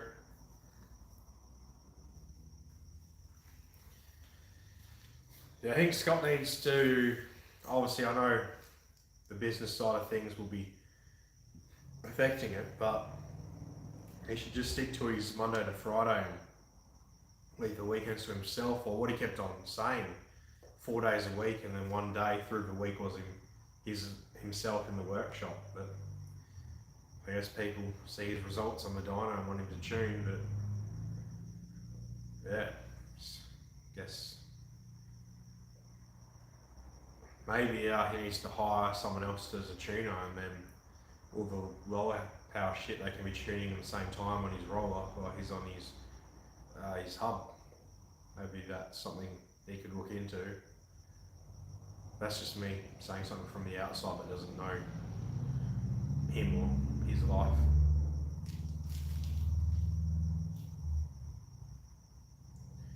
Too easy, Lucas. Cheers for jumping on the stream, and I'll catch you on the next one.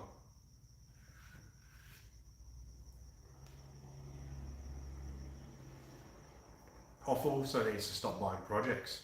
He seems to start one, and then next video it's like, oh, I got this. I'm like, fuck, cunt, you kept on talking about how you could barely have time to do this one, yet you got another one.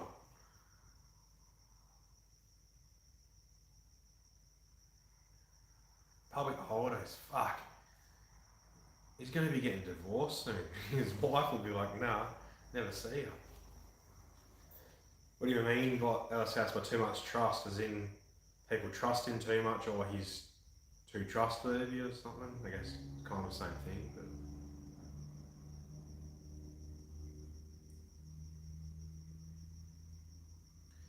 no, it wouldn't make more power in 15s. The motor would still make the same power. It'd just break traction easier. Come on, SR20s are the worst sounding motors on earth, apart from the VGs that come in 350s and 370Zs. Those things are gross. Too easy, Dan. Cheers for jumping on.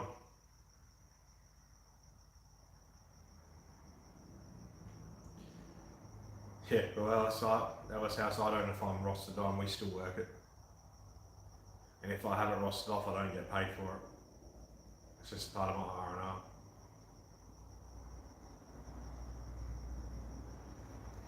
Yeah, good. The SRs are just the worst motor ever created. I don't know why Adam LZ and Jimmy Oaks like them. They sound disgusting. They make fuck all power. They're just pure junk. Their SRVE makes decent power, but still sounds, to me, not the nicest, but yeah. Nah.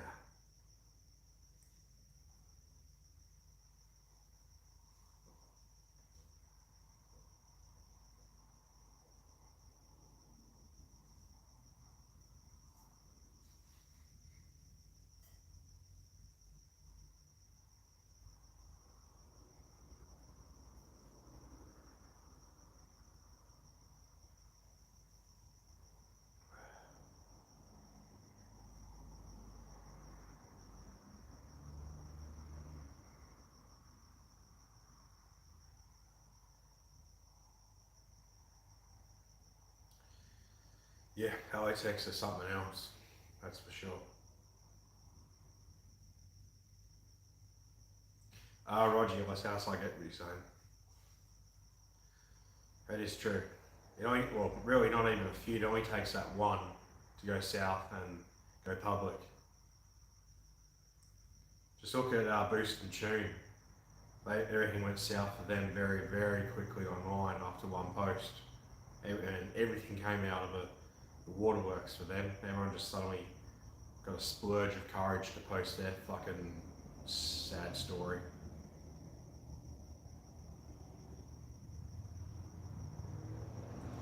Yeah, no, but as I was saying that, that's exactly what I was thinking when I was saying, because you get someone else, they go there for him to tune. But for the lower horsepower stuff, you could still use another tuner who knows their stuff. Like, the tuner knows what they're doing, a tuner's a tuner. I'm just saying, it's just ideas of take some load off him so he could have a life and then do the million project cars he has, but then again, I can't talk.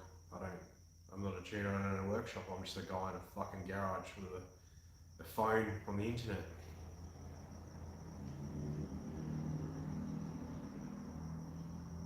Yeah, Ecotec and their timing chains. It's great. Australia became famous for a motor that failed. Lovely.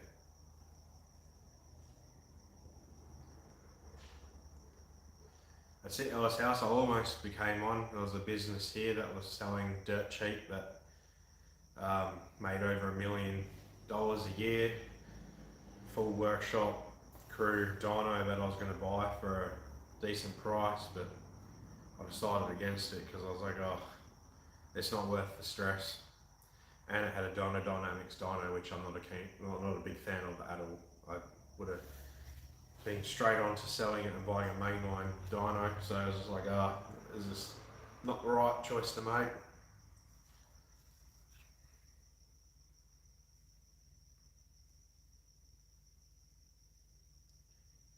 Bruce, who do you mean by who is the gun tuner? Are you talking about Scott Hoffman, what I was saying?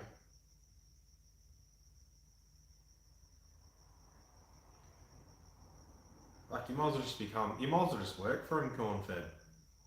You should hit him up, quit your job, work for him. Happy life. Busy life, still, probably.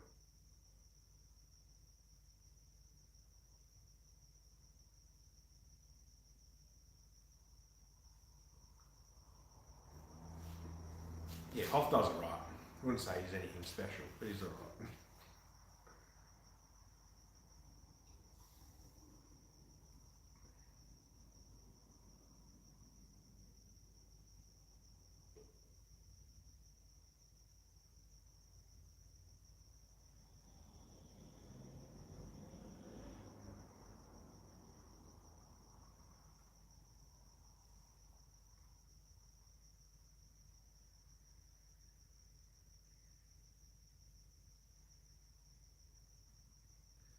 Oh, is he a fair bit of a drive for you, corn-fed?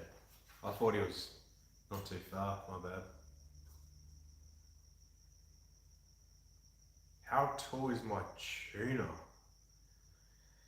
That is a weird question. I honestly cannot tell if you are serious or not.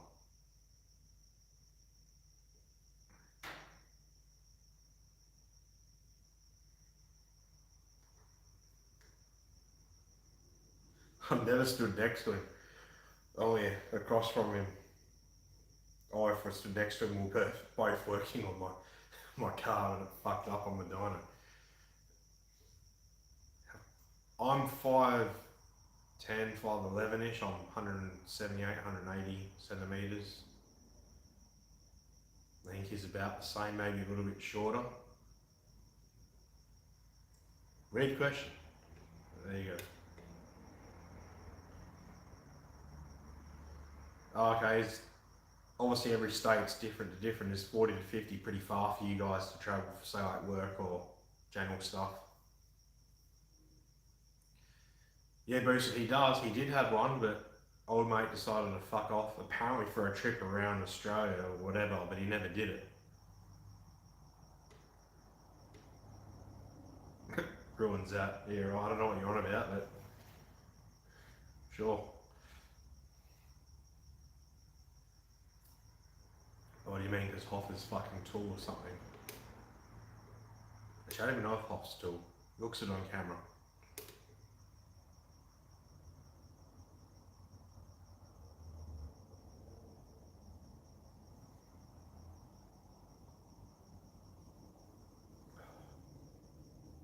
Oh, I know height-wise is I'm not the height of a real man.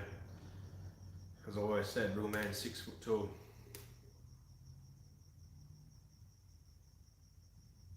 Yeah, it's an interesting question, isn't it, Freshest? I highly doubt Justin is on here, but if he is, maybe he could chime in and answer. Yes, so Confed, you're basically bang on the same as me. I thought I was 178, but last time I was at the docks, they measured and said I was 180.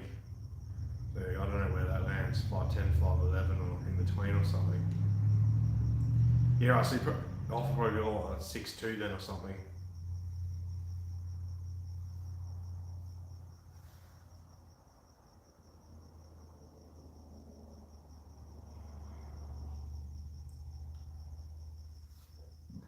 That'd suck getting in the cars he builds too. Big bloke. Tall car.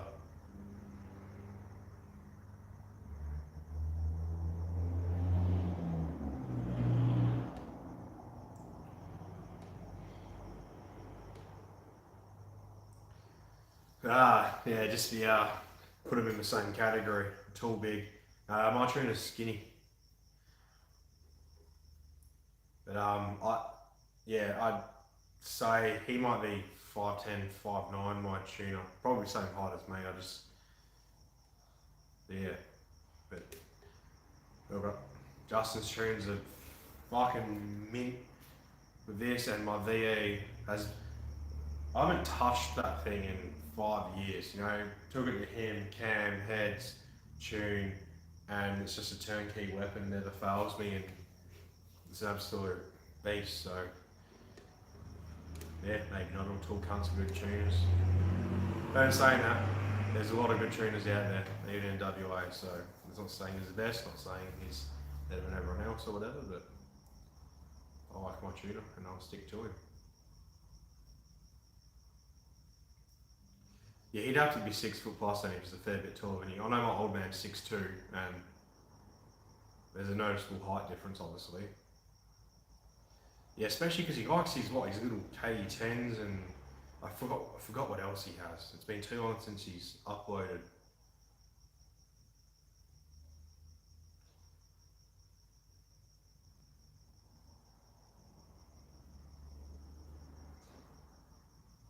He was a space cadet.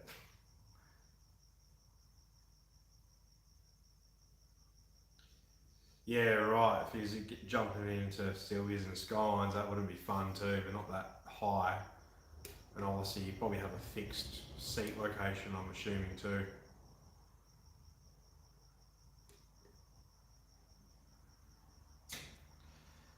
That's it. Even this running tune, like I was saying, fucking 10 psi and 30% throttle pulls away from a 470 horsepower or less like it's nothing. I had to get off the throttle because I was losing the headlights behind me. Didn't know how far back they were. That's nothing. So that was only an hour and a half on my dyno, including breaking the motor in too. So I'm happy with them, and especially my VE too. But that thing just, yeah, 6 litre LS that can drop 5th gear if I want to. Can roll on drifting in 3rd and 4th. I've never clutch kicked once ever in drifting. It just has all the power and torque on tap, and the cam is a monstrous cam for what it is. And I can drive it around the shopping centre. Even in first gear roll, I could take a foot off a clutch and it won't stall. It'll roll, lump and roll along. So yeah, it's pretty good. Yeah, from WA in the stream, I highly advise Justin the BYE Performance. And he looks after me with pricing too, which is awesome. I appreciate that a lot.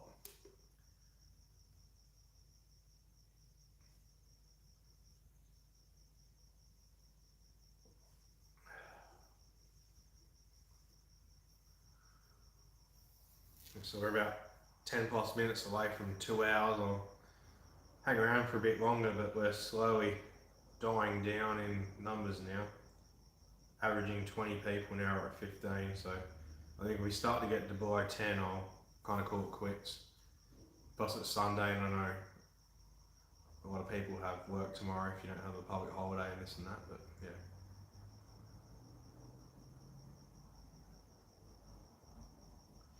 Yeah, Justin is good. He is on the conservative side of things as well. Like, I'm not saying he doesn't pull numbers, they all pull good numbers, but he won't push a car to its limit, which is good and bad. Obviously, you want that pretty bit of paper. It's not like you can ask him to and he will, but he won't let a car leave his shop if he's not happy. Oh, lovely. Look at that. Now we got fucking some Stanbot on there. Let's put them in timeout.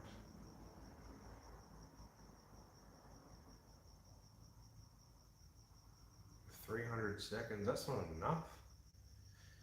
Let's report them. That's pornography. Take that, you cunt. Never had that on the live stream before.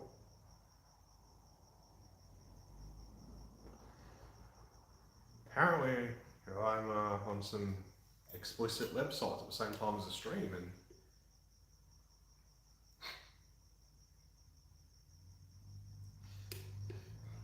well, confident I'm secretly into best cams, fun, and best adult dating sites. Let's hope my missus isn't on the stream, otherwise I'll be in trouble.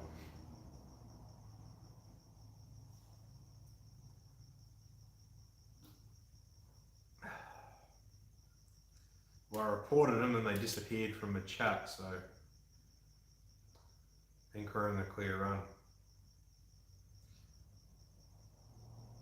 Oh, you can see my search history too, can you, Freshest? Look, I said, better hope I missed that on the stream, otherwise I'm in deep shit, aren't I?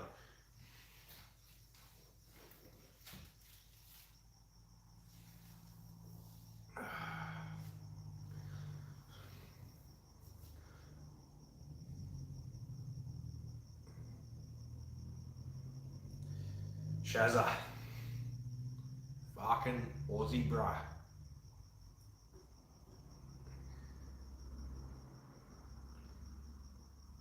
What was I doing Friday? Because I know I missed your stream for... Oh, I had my cruise. That's right. I had a few people, like, it was my old man, cousins and a mate, rock up and they asked to come early, and of course I'm going to say yes when I catch up with them and hang out with them and whatnot. Yeah, I missed your stream, so I missed all the for Shazza stuff. Waffle stomping, yeah, that's my go-to. Pornhub, search waffle stomping, that's me done. 10 seconds, and I'm out like a light. Bedtime. Chinese writing on the books, mint. Yep. That's when you know it's legit.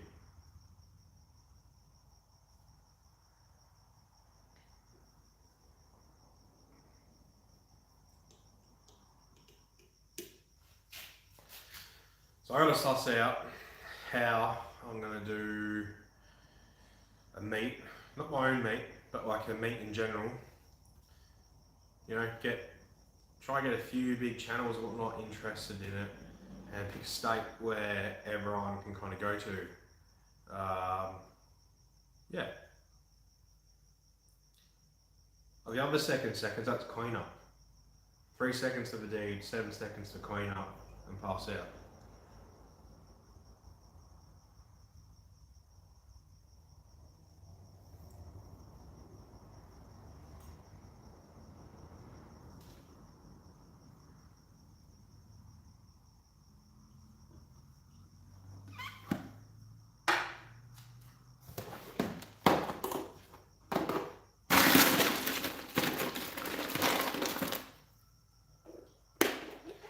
So we got like 3-4 people constantly commenting, but it says 17 people watches. So we got some few dirty stalkers.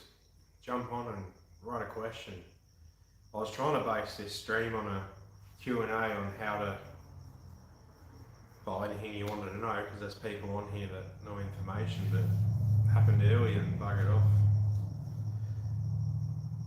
Yeah, the red rock would be cool, but there's like more drag strips, Queensland, New South Wales, Victoria and whatnot, and there's more of a scene in Victoria and Queensland for Ecotec. So like obviously I like other platforms as well, so all those cars will obviously be intriguing, but we could base one around the L67 and Turbo Eco. That'd be pretty cool, because we see each other pop up on the forums all the time on Facebook and whatnot, but to do an actual meet that's interstate would be pretty cool.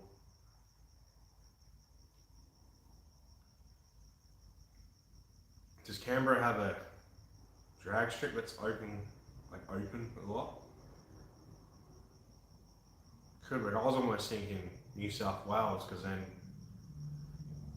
I'm travelling a fuckload of distance regardless which one it goes to, but then Queensland and Vic, it's not too difficult.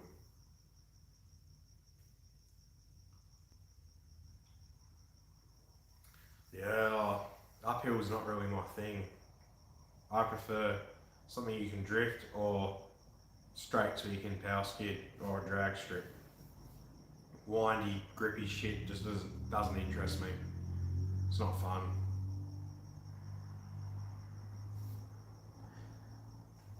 Grippy shit only gets interesting when you lose grip, as far as I'm concerned. Oh, Econauts, that would be sick. I've no idea who Sam Isles is. LS House. Fuck, Econauts, that's a fucking killer idea.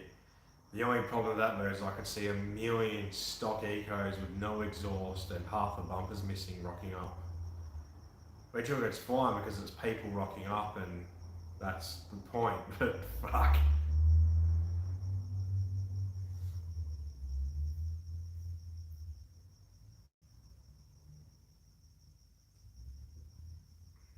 You know, I could never leave WA. Born and bred here, every other state doesn't interest me to live. WA is the way for me. Houses here, cars are here.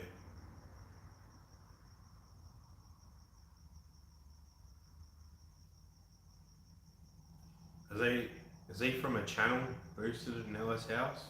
Because the name doesn't ring a bell.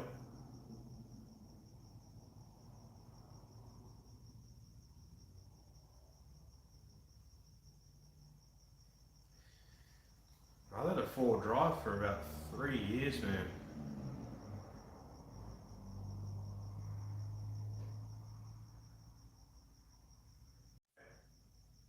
Oh, it just clicked over 2 hours, I think. I don't know if you guys saw it, but I said built, not bought, so I don't know. I haven't watched any of his videos, but I've seen it around.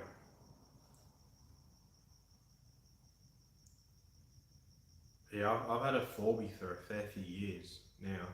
Just the Hilux is, what, 8 months ago? But I had a Land Rover for a year and a bit before that. And then my brother had a 4B, so I never needed one. I could just get him to tow me or borrow it, swap cars with him.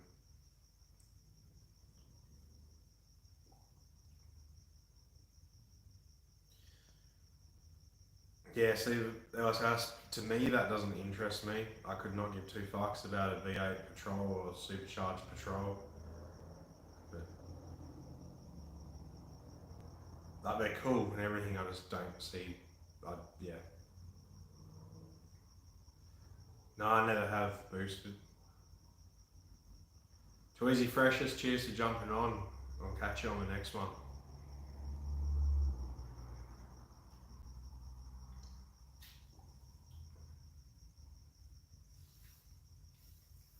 Look, LS, I'd go a Turbo Eco or Barra in a Patrol before I would a LSA or LS.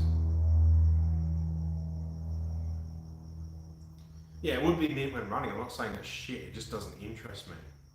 It's like it's one of the things that's too common. It's just like if someone LS swaps something or LS swaps with a turbo, it doesn't like yeah, it's cool, but it doesn't interest me. I'm not gonna dive into searching everything about it or watching any videos on it because everyone's fucking done it, and it's the exact same shit.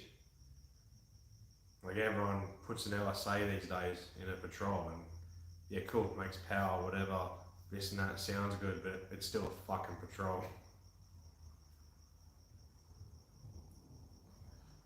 That's it, Booster. That what you've done is way more interesting. A turbo eco is much more interesting than a LS or LSA in a patrol. Yeah, they might be met, but it's different. Like LS and LSA have been done tons of times. LSAs obviously barrow swaps are becoming more and more popular, but yeah.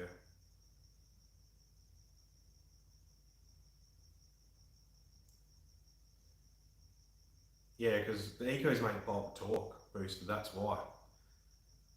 Like my turbo eco has always made more torque than a barra or a LS has on the same dyno. Yeah, Colin Fed, that'd be sick. I don't know. I know you're not a big fan of Bobby McBurst, but I actually watched his video last night. I haven't watched any of the build video or whatever fixing it, but he finally got his barra boat on the water, and I watched that, and that was cool. And an eco in a boat would be fucking sick. That'd that'd be something cool to do.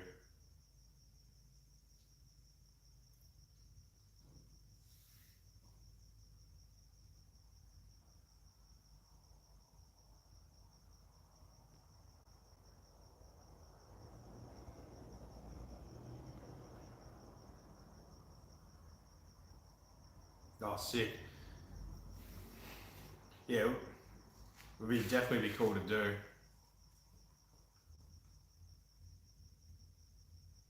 Done on push button of the cops. Don't you hate that? You can actually get fined and demerits if you have a license and you're riding a push bike illegally or whatever.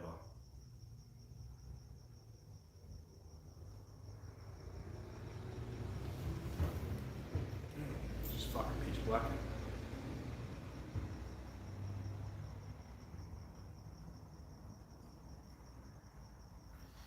Fuck. We keep dropping and picking up a couple people on the stream. It's like teeter-tottering. Oh wait, I don't know what flashed before because now we're about to tick over 2 hours. Oh.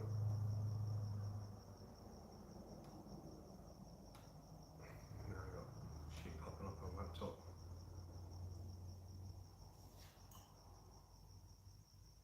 So I'm assuming your push bike has a motor on it then, which then WA is fucked, so they class that as motorised and all this and that. No one's done it yet boosted. No one's put an Ecotec in there. That's what Confed was saying. It'd be fucking awesome to do that.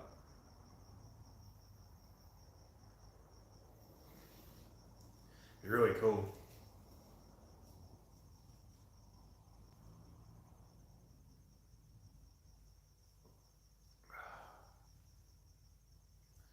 Fucking sucks. I think next weekend's Matsuri here in WA, which is down in Collie. I miss it because I fly to work on Wednesday, but maybe I'll make the Halloween one, which is the second one of the year.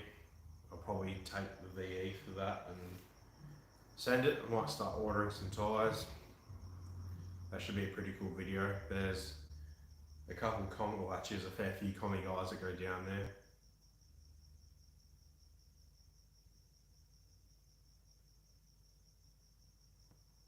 Electric as well. Fuck, that'd be cool.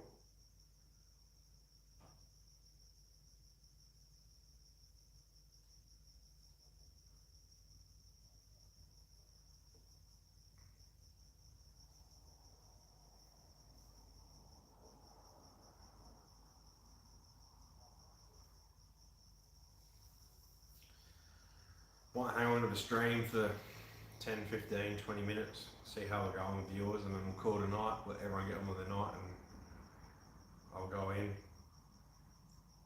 Yeah, let's have some need more drift footage. It's been ages, but every fucking event and prac day I'm at work. So yeah, I do miss it. The roof lining is now sagging in the VE, like the two rear seats in the back that sags down there, and now fucking over the driver's spot it sags. So I gotta get some cunt to come out and fix that. I've sprayed it with the same brand that makes Sigaflex, whatever that brand is, glue spray, and holds for about a week and pops back down again. But I do want to get out and drift again. I do miss it. I do want to see how the VY goes. I've never drifted with boost. I've always been NA. So it'd be interesting to see how that goes as well in the future. But yeah, more drift videos. Always good. Especially if I can get extra people down there to film from the outside too, and from a passenger seat rather than just static GoPro positions. So it changes it up a little bit.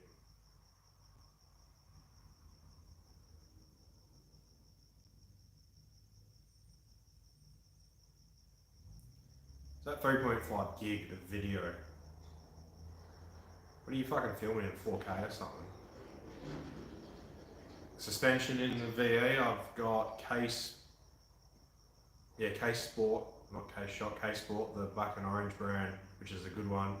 Coilovers all round, and I've got Super Pro rear sway bar. I've got a front to go on, which I've had sitting on a shelf for like not 8. It's probably about 6 years. You got to bend power steering lines out the way. I'm just too lazy. But it handles absolutely fucking amazing. For me personally, I think it handles amazing. I see talking about the VY, but it's just got a piece of shit Pettis coilovers all around.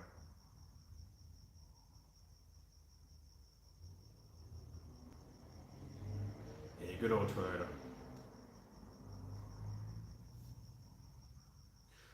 That's probably why it's probably preset to 4K. You got to change the settings, change it to 1080.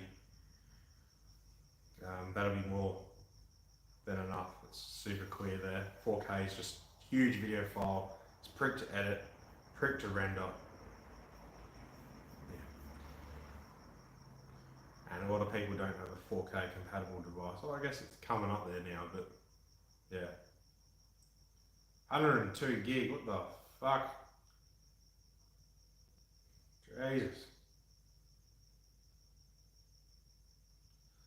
Oh, EcoJet, yeah, just Pettis coilovers all round. I think I paid like $300. No, I was like $350, $400 all up. I got the rear coilovers for $150. I whacked them in, and then just had King Springs up front, and then this is back in the Gumtree days before Marketplace, and then popped up again on Gumtree for front coilovers for, it was like $200 or $250, so I grabbed them. I've set it so it's really, really firm, which is back then what I liked. Right now it's really pissed me off, but with the bumpy roads I kind of need it, so it doesn't squat as much. Obviously it drags, so I turn it so it's soft, but I'll probably look into upgrading the suspension and doing a sway bar.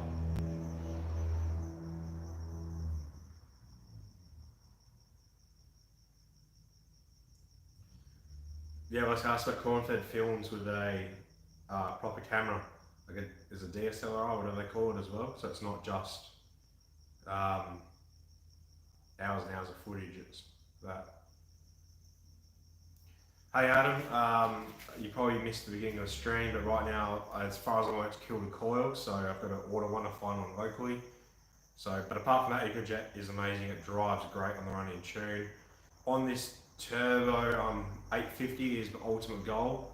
I'll walk away happy with 800, and I'll be content at 750, because I'm probably not turbo limited. I'm probably head gasket limited at this point. Yeah, I've looked at the MCAs, the actual coil over spring for the rear too. It's just a lot of money. I've got my savings back up, and I'm trying to keep it there without depleting it. Again, I've got a backyard to do, so. Oh yeah, I'll look into it. I probably should do bushes in this car too, and brakes. Not upgrading the brakes, just new pads and rotors. Keep them the same size, but Yeah.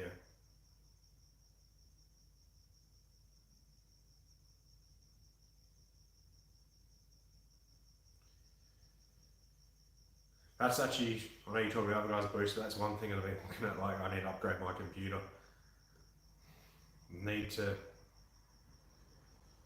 yeah, it's, some days it just doesn't want to play nice and it's a pain, and other days it'll be alright, but yeah, you need to get them specced for, if you just do video rendering, which I do audio production for my band and video rendering, so you can get them specced to that, but it's just a lot of money that I can't be fucked spending.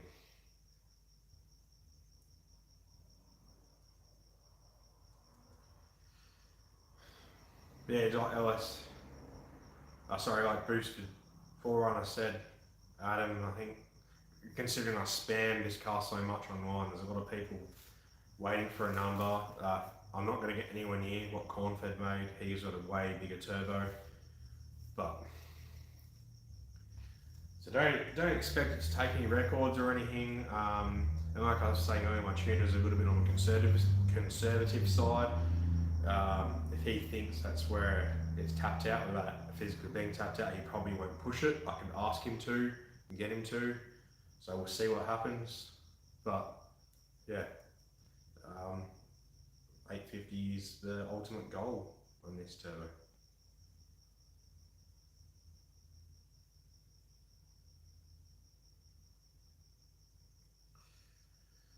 Yeah, well, Bruce, I don't play any games on computer. I don't have any.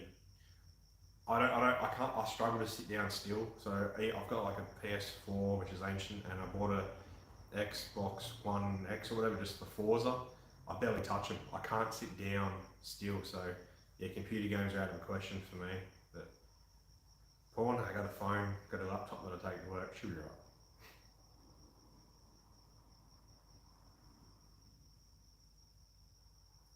Yeah, that's it. LS House Macs have always, the lower spec Macs have always worked great for video and audio production. They, it must be the software firmware per se, it just seems to click better with it. Whereas the Windows stuff, yeah, you need to spend a bit more money. Obviously now the Ryzen, I'm never a fan of AMD, but their Ryzen processors are really good. Which have really picked it up, but yeah, I've considered it a few times looking at a Mac just for video editing, but I can't bring myself to do it. I'm a Windows guy. I'm just set in my ways.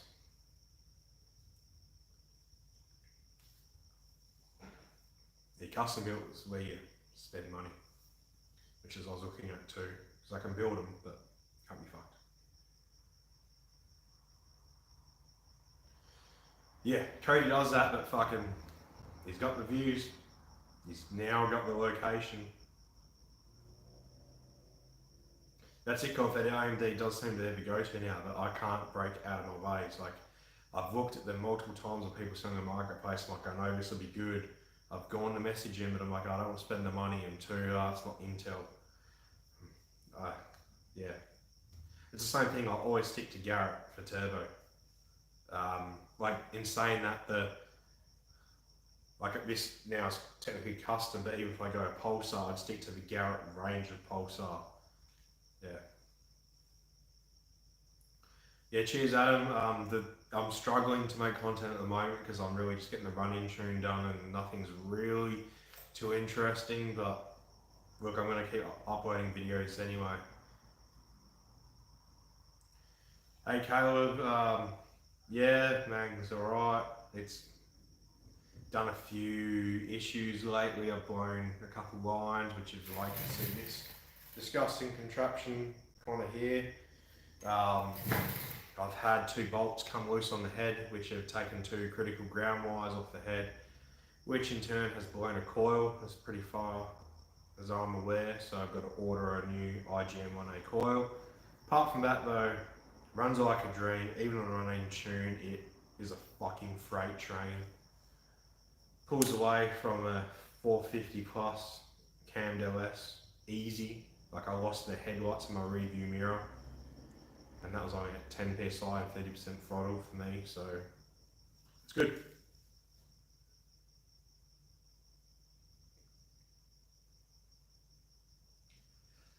Never considered that boosted forerunner, but it's not so much for IP that does it, it's the your title in your video, the tags you use, and then also what the content is.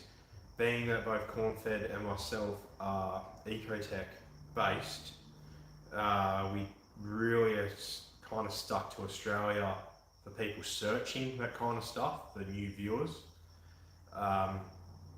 Which is why I wanted to do a barra build too, because that's obviously a whole different, bigger range of viewers, and Americans starting to like barras and will be searching it. But I don't think changing your IP address to USA would actually help at all. Yeah. I don't know, but I haven't tried it.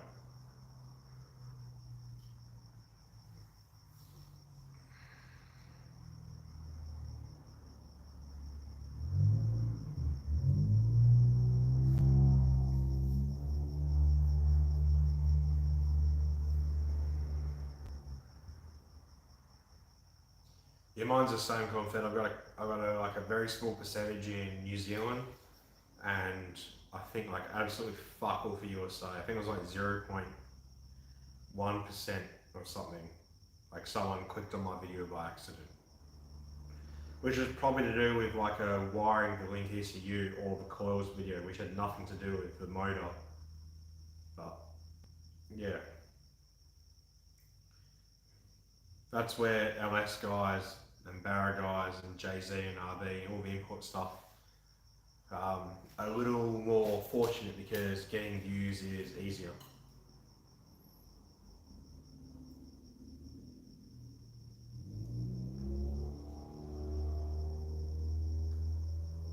But no, that's all part of a grind, you know.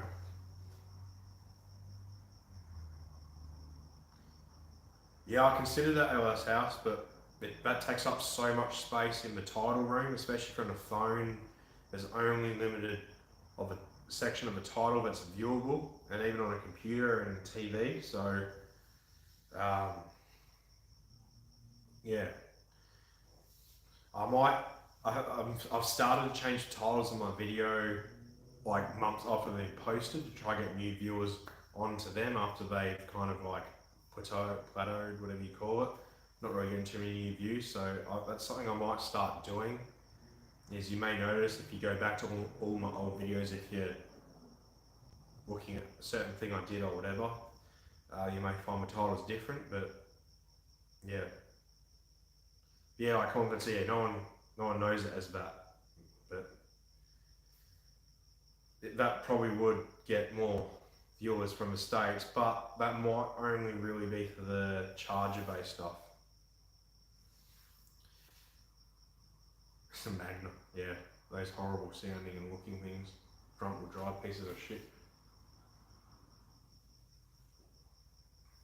Shy One, how you going? Last time you're on here, work was very limited for you from memory. Has that picked up for you? Or am I thinking of some other cunt?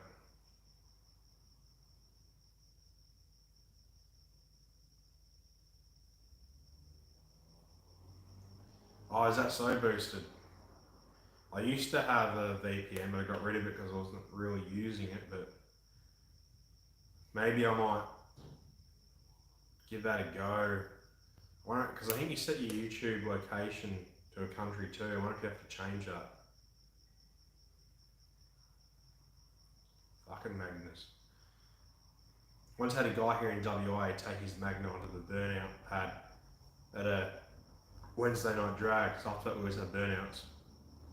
Front wheel drive piece of shit. Auto.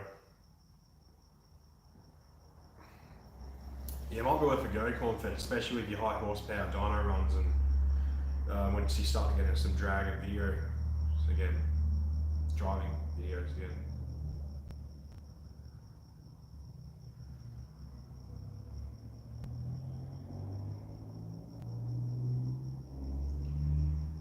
Hey Joel, good to see you here. Lucky you made it, because I guess the views are still, people watching are still alright, but it might not be too far off ending. We'll see how we go.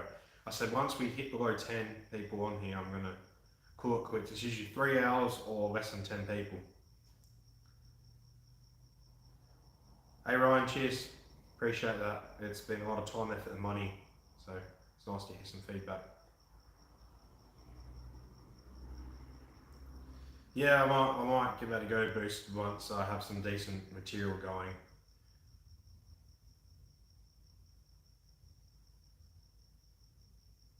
That's it, mate. The main point is you made it, which is very appreciative. But yeah, if you have any questions about the car or the Eco L67, fire them up, because we've got a few people on here that know their shit. Yeah, I'm starting to get some fucking Aussies in here, so if you see me waving my hands around. Oh, you FIFO, whatever people want to say it. That's sweet. So, Joel, I've changed my upload days to Monday. So there was meant to be a video yesterday, but I changed it to Monday because the analytics show that my viewers are on Monday at 5 PM WA time the most. So there'll be a video coming out tomorrow, and then I've got a video coming out the week after that. And I've got to finish filming one for one after that. Some of it's driving, but at the moment it's killed a coil. I had a bolt come loose and 2 ground wires come off the head, which cooked a coil, so it's misfiring and popping and banging. So I can't really drive it. I've got about 200 k's left till I hit Justin back up to get to the dyno.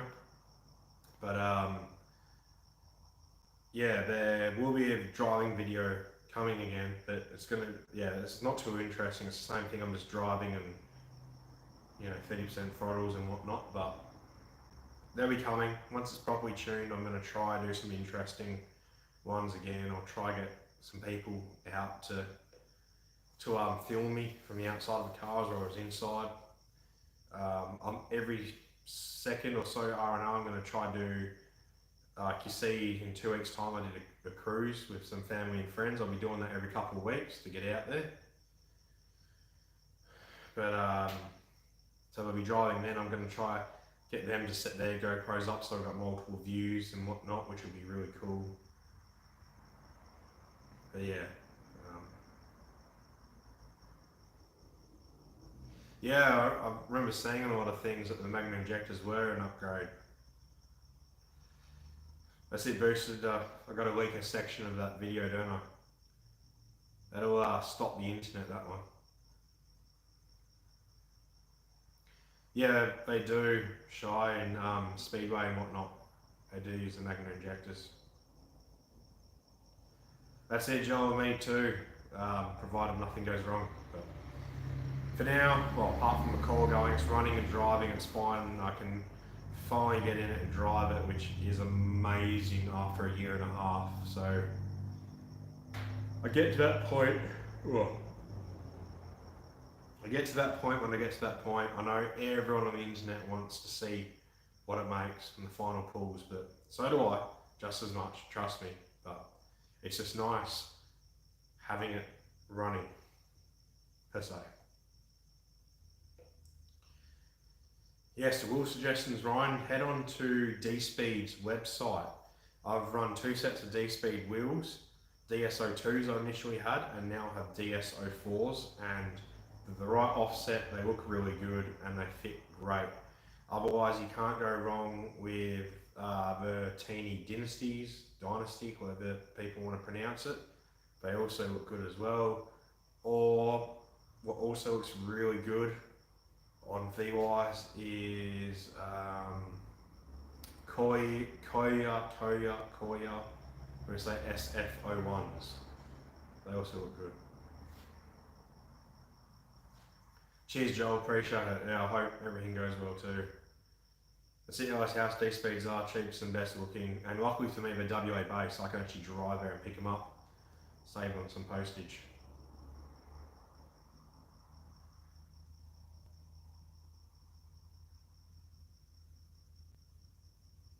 Daniel, what do you mean by any major breaks? Like, is anything going wrong?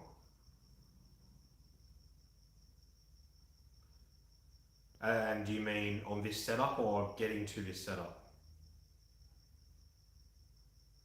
Shio 1 SSVs do look tidy, but I'm actually myself not a fan of standard rims on cars. Whether it's from another model. Yeah, it looks good for a little bit, but not really my thing. But that's personal opinion and everyone likes what they like, and that's fine. 3 weeks, yeah, the postage from WA sometimes can be shit, especially when it's a courier too. But it's still an hour's drive from my house to pick them up, so it is still a decent way away, but I can opt to pick them up luckily, which is fucking nice because everything that you order in WA always seems to be over east, so it's a nice change.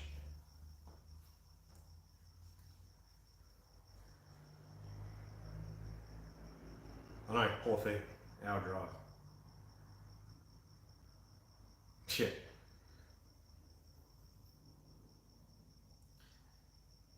Oh, Daniel, that message is so cryptic again. You said yeah, but I asked 2 different parts.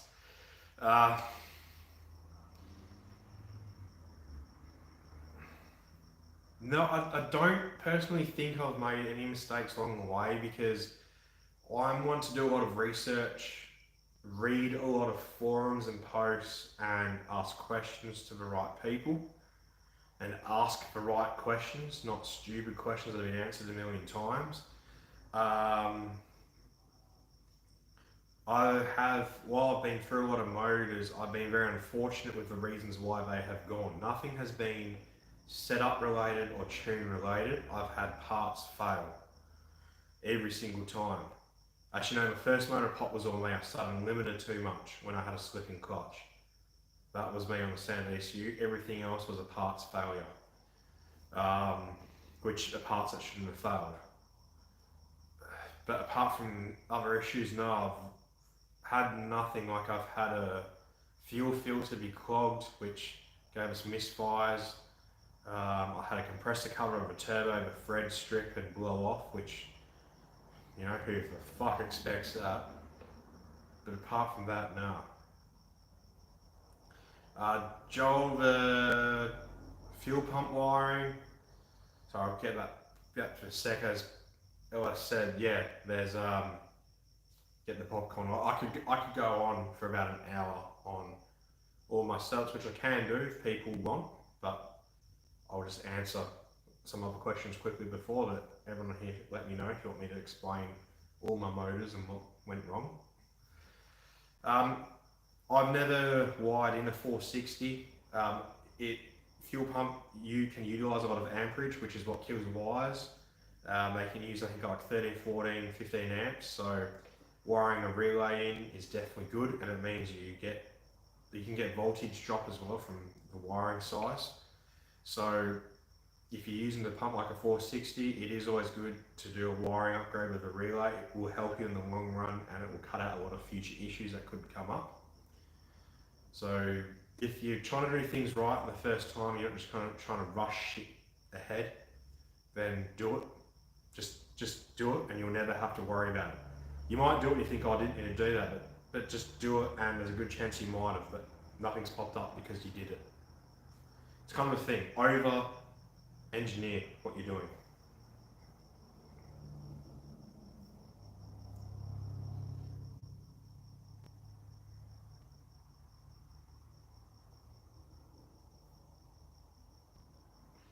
Yeah, booster. That is 100% something you need to do. You need to block off the PCB when it's boosted.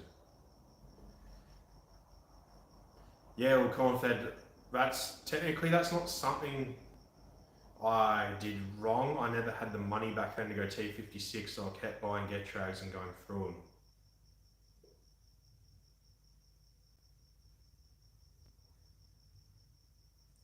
The OS house, that's a thing. Like I've never done a 460 on a like a Ford or a Holden. A lot of the Jap cars have shitty small wiring, so you do get the issue. But I've never done it on a Ford or Holden to say yes, it needs to be done. But it's so stupidly cheap to upgrade the wiring that you should just do it anyway.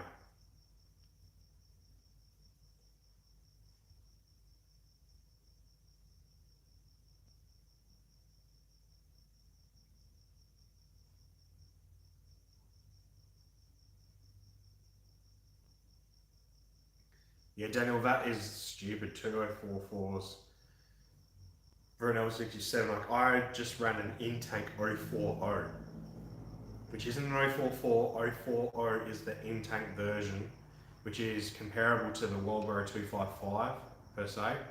That's all I ran when I was standard motor at 400 plus horsepower.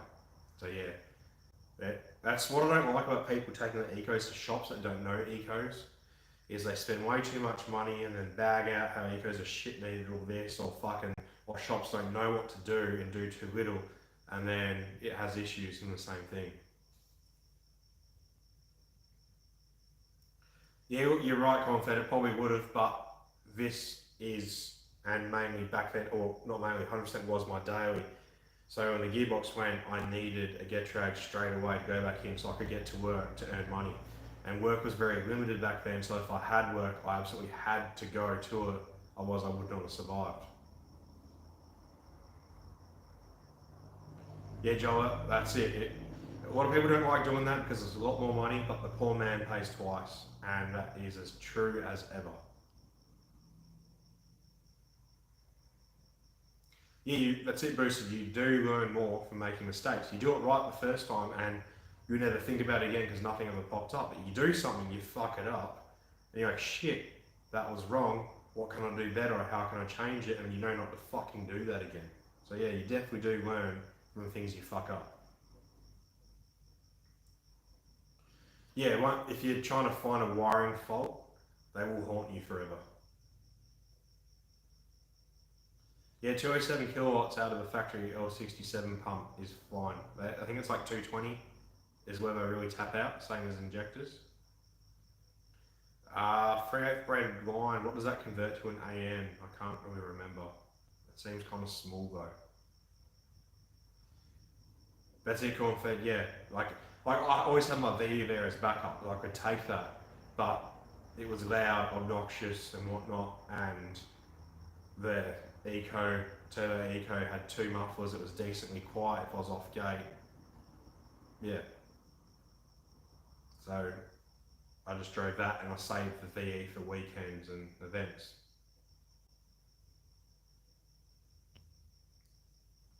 Hey Ryan, was that today?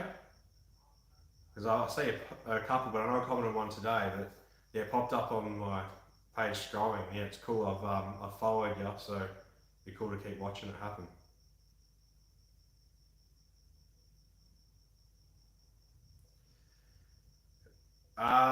So Joel, I'm not too sure yet. I 100% won't get anywhere near 1,000. Like if I do, then that's insane. I have faith in the turbo, but I don't think it'll make 1,000. It's just too small. If I do go to bigger turbo, there's a bit of modification that needs to be done, so that means downtime with the car, which is fine, but I do have something else coming, which isn't going public yet. So I'm umming and ahhing. It's the same thing as corn-fed. Like he could push again, but from what he's been saying in his videos, he's got a plan for something, so he's not going to bother wasting time with money. So it's the same situation. And the thing is, I'll lose response going to bigger turbo, and this thing on the road is so fucking fun to drive, especially like I go roll racing and whatnot. So I don't know.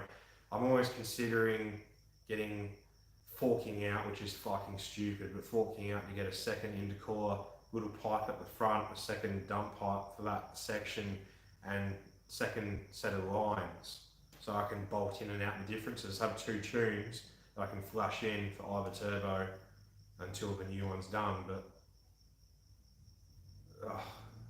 I don't know yet.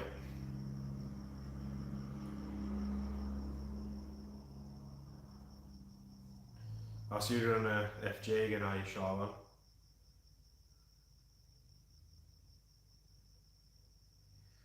Yeah, Boost, look, if it was manual, it would have made 1,000, that's for sure. And no one's going to take that away from him, including myself.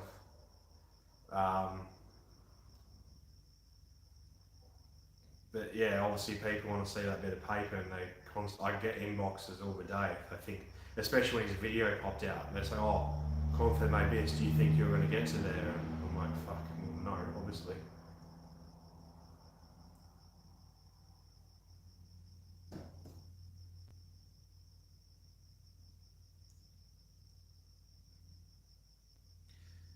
Look, Joe, it's not that it's enough. It's like I said, this turbo setup is so responsive. Like, obviously there's more responsive, but compared to a bigger turbo, the Make 1000, it's so responsive and enjoyable that this isn't a dedicated drag car, and it's manual. So,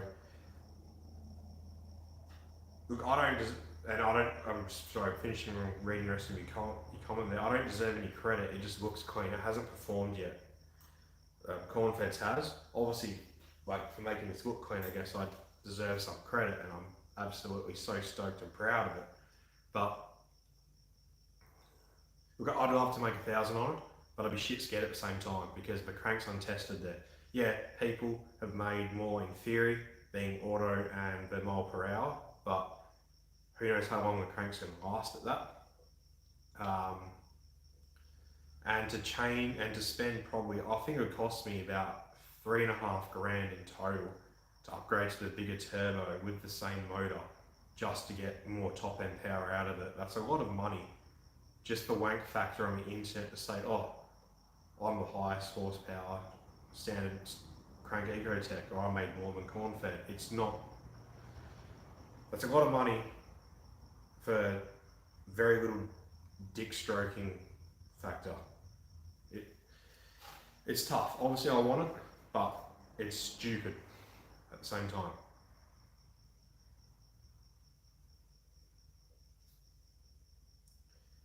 The G6E turbo will rape a Whipple setup any day. Yeah, the boost bug bites, that's it. But like I've been saying, I've got something else in the works for this. So if I didn't, then yeah, I would straight up just go to the bigger turbo. And I'd probably nitrous to spool it as well, and this and that. But since I've got something else happening, it's kind of just like, well, I'm just throwing money down the drain. Kind of. Or not, I wouldn't be enjoying the car as much. On the internet I'd be enjoying it, but in real life I wouldn't, per se.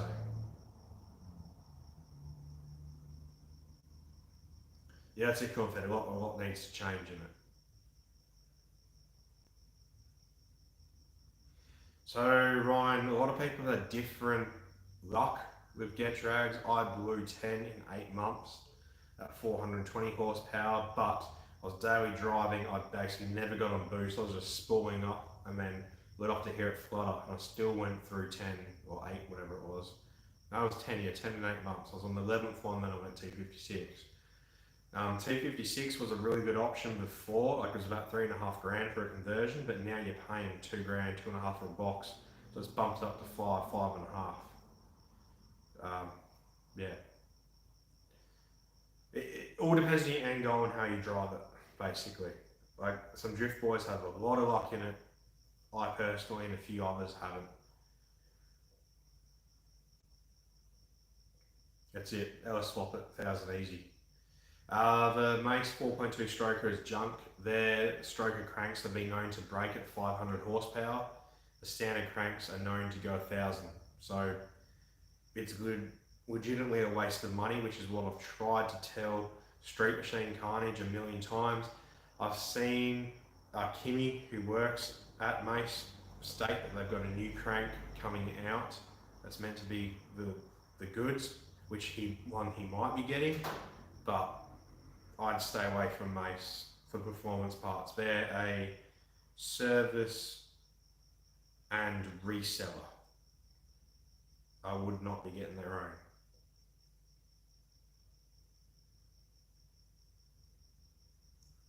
Adam, are you talking to me? Because that's not a B and M shifter at all.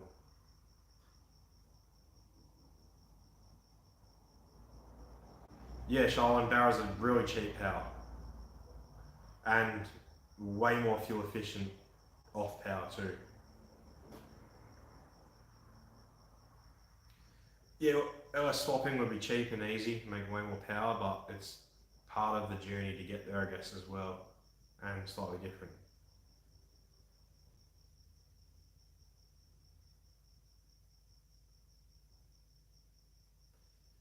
Well, that's it, Cornfed, but obviously every crank's different, has a different, and the setups and tolerances are set up are different too, which is why I'd be scared. I know they can do it, and it's done it before, and Terrify, however people want to pronounce it, and Lag Sucks have made over that at the engine, but technically the wheels too, they would have, but yeah, it's still something to keep at the back of your mind as it's happening.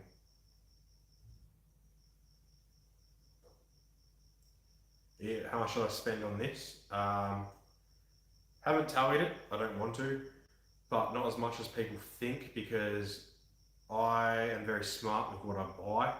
I only buy things that I know I can make money on. So when I bought the stuff for this bottom end, it came with so much extra shit that I actually sold enough extra parts to make all my money back plus way extra. So it's hard to put a figure on it.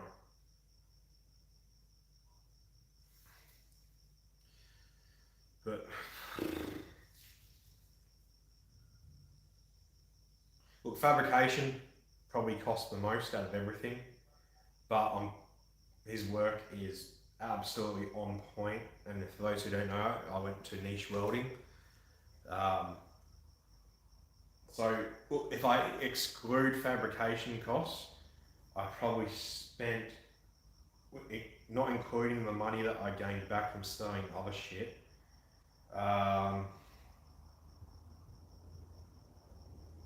probably 10, I think. 10 grand going from my old setup to this, and then you can add, I don't want to say what I spent for fabrication, but a lot more onto that for this. That's just for the motor. Obviously, while I was waiting for stuff, I did stuff in the interior and a shifter and different lines and this and that, and a different fuel system, which added things up quickly. But motor-wise, including the intake and turbo manifolds, I think I spent about 10. Probably, 12 to 15, I think, including turbo manifolds. I didn't include that before. Yeah, turbo manifolds, turbo, intake, bottom end was about 15.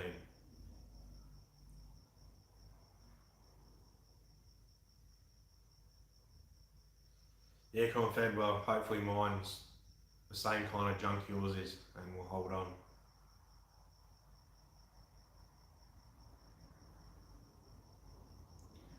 Yeah, Ryan, every event, I'm flying fly out, so every event that I'm home, and obviously the car's, it's still in the running tune, so once it's properly tuned, I do plan to take it to every event that I can. That is the point of it, and obviously I need content for the channel. So actually only today I just applied for monetization to get paid from YouTube, so views are getting up there and subs, so the more I put out will help in me creating more videos. So the more events I do, the more I film. Yeah. No, Adam, B&M shifters are generally for autos. Mine's T56 manual. I went the S1 sequential shifter, which converts the H pattern 6-speed shifter to like a sequential style where you're just yanking it back to go up a gear and pushing it forward to go down a gear.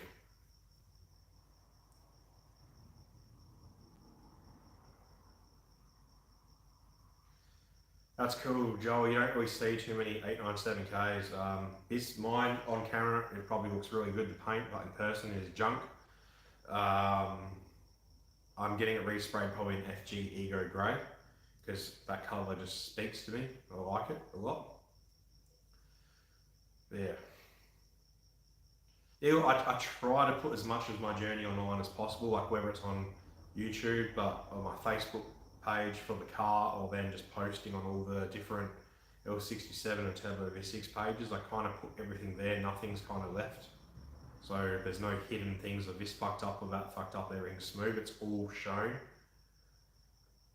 But yeah. Yeah, compared the S1 is awesome. I've done a lot of, the last couple of days, I did a lot of daily driving per se and taking it to places. And the only thing that sucks is say coming up to a roundabout or a traffic light and say you're in 4th or 5th gear and you've got to sit there and smack that shifter 3 or 4 times to get back to 1st gear, 2nd or neutral per se, instead of obviously a H pattern, you just neutral bang in the gear you want. But apart from that, it's sick. It makes an awesome sound clicking and clunking going into gear. And once I set up the shift cut, once it's properly done, it'll be sick. Just throttle full, blipping the clutch and shifting.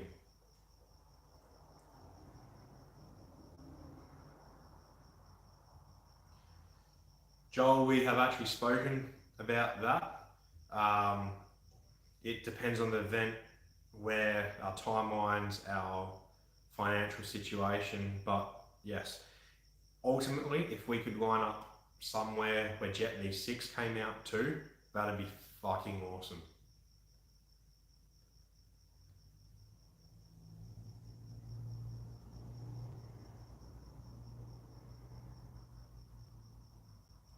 Yeah, machining costs a lot. I was lucky I picked up this block, it was already machined. I picked up the block, rods, pistons, lifters, 2 cams, 2 spare, complete motors, clutch, set of injectors, an intake plenum, fuel rails. I was so much shit for $6,000, and then I sold all the spare stuff I didn't need. I sold for like 15 all up, so I was ahead by far. That's why this motor technically has cost me nothing, because I've sold so much stuff that I made it all back.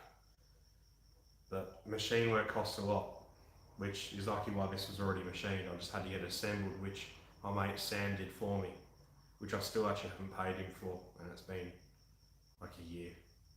And sussed it out, but we help each other with shit too, so it's back and forward, and when he's ready to put a price on it, that's good. That's it, Joel. It's good from far, but far from good. Like on camera, it looks great. Photos on tape, it looks great, but yeah, far from good.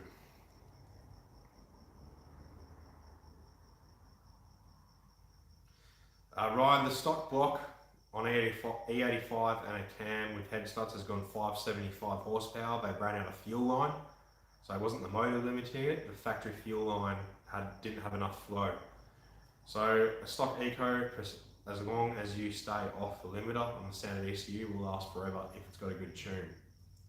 Loftier and however you pronounce that, the crank is identical. They're exactly the same as a camshaft.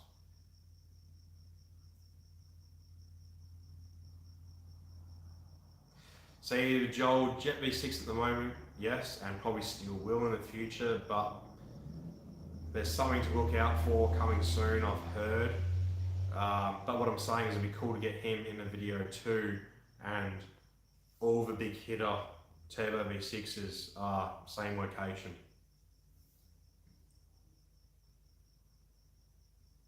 EcoJet will lose against Ethel in their current formats. Auto against manual, auto will always win. I will never beat him down the straight or at the drag strip, because he will gain too much on shift times and the nitrous spooling his turbo.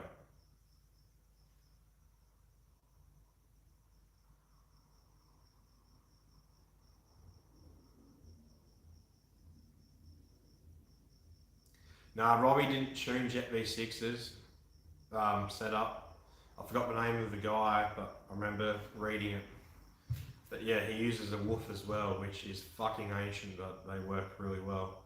Woof is technically the same as Vipec, which is technically what Link is. So they're good ECUs.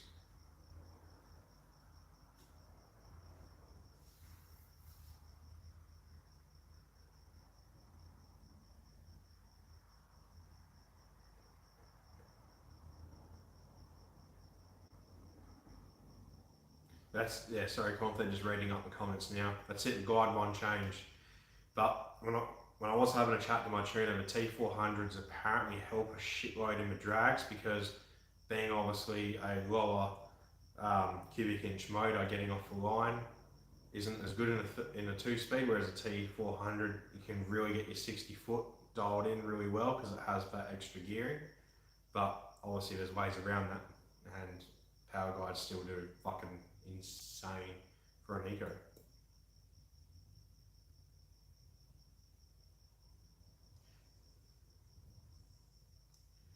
Yeah, that's it, boosted. It doesn't matter what the car makes or how fast they run, just to have turbo Ecos around in the same area would be cool.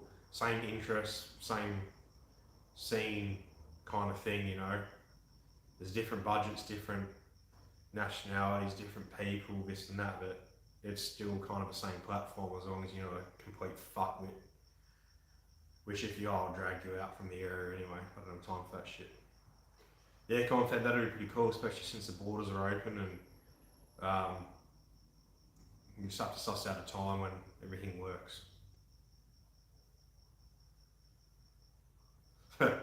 Yeah, your forerunner will definitely be in front, that's for sure, boosted.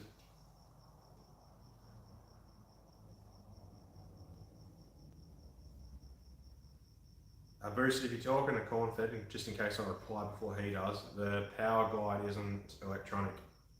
The manual are the same as T400s. They're not ECU, well, you can get them manualised, sorry.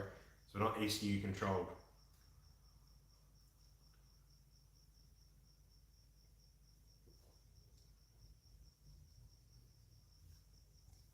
Which will be the same when I have to go T400 or 4L80. T400 will go manualised, the 4L80 will have a separate controller. Because I'll have to cut the trans tunnel to fit the 4L80 though. Which I have no issues with.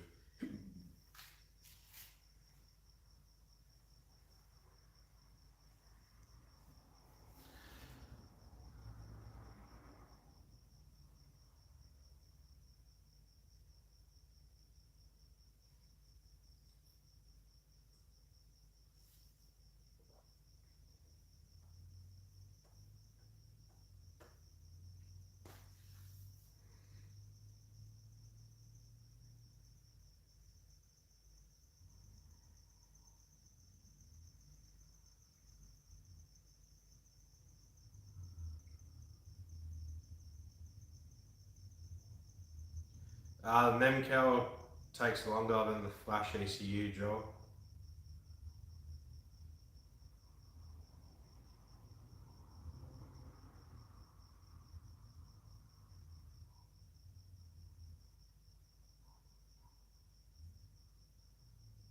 Yeah, the Wolf was catered for V6 autos, and they have a manual version as well, but yeah.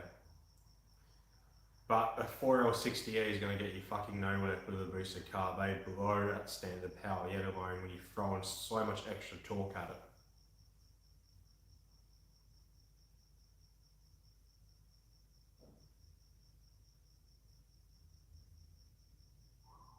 What do you mean, Joel, by 100? And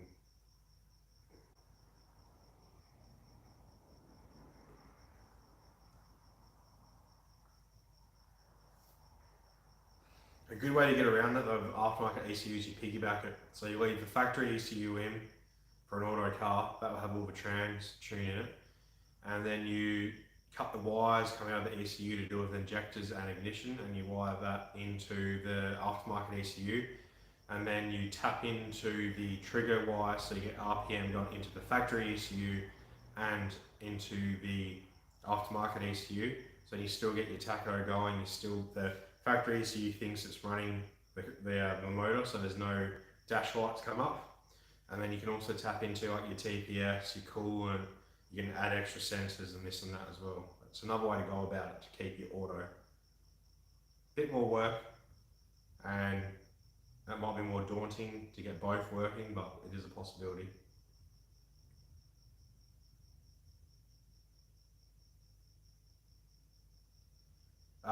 There's no extra capabilities on a Memcal than there is a flash tune, Joel. They have the exact same capabilities.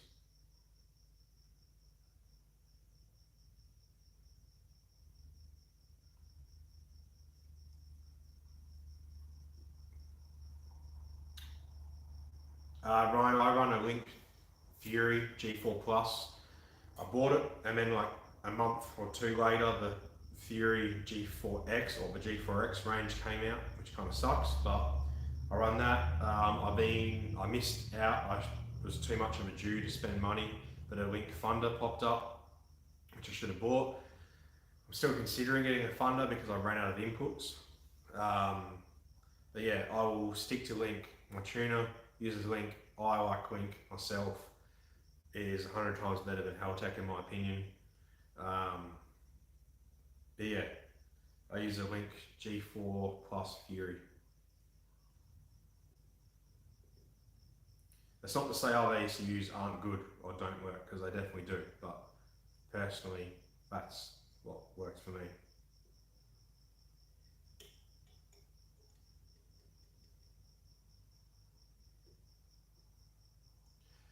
Now, Joel, the Memcal has exactly the same feature. It just means you got to rip out the Memcal every time. You got to get a UV eraser. You got to let that do that to raise the tuner. You got to get an EE prom burner, plug it in, burn the chip, and put it in.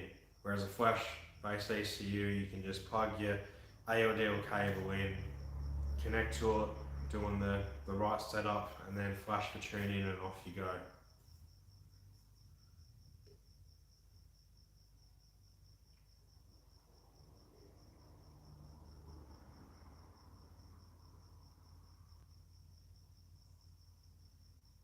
Yeah, like Confident said, if you have the choice, NV RAM, but yeah. And it's different per ECU with the NV RAM. You get to work for how you want it, whether it's live tunable or not.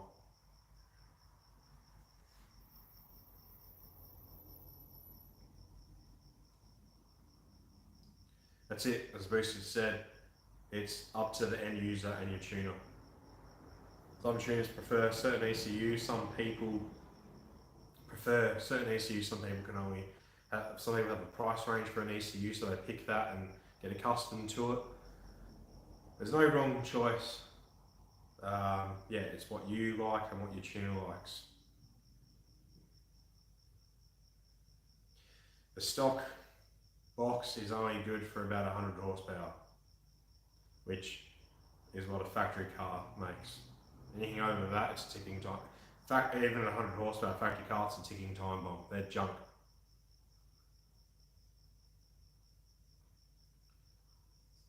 Yeah, the software for Wolf is obviously ancient and different to all the new ones, but once you get your head wrapped around it, it's fine.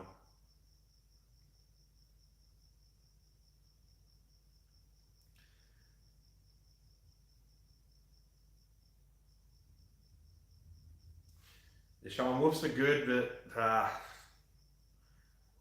I wouldn't go a Wolf over a Haltech. The problem is people choose the low end of Haltech because they don't want to spend money and they lose out on all the features.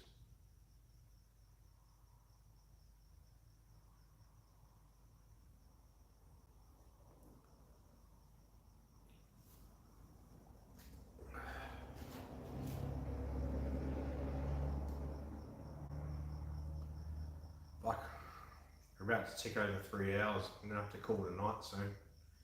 Surely it's getting late for you guys over east. What's it like? Almost 10 PM for you guys?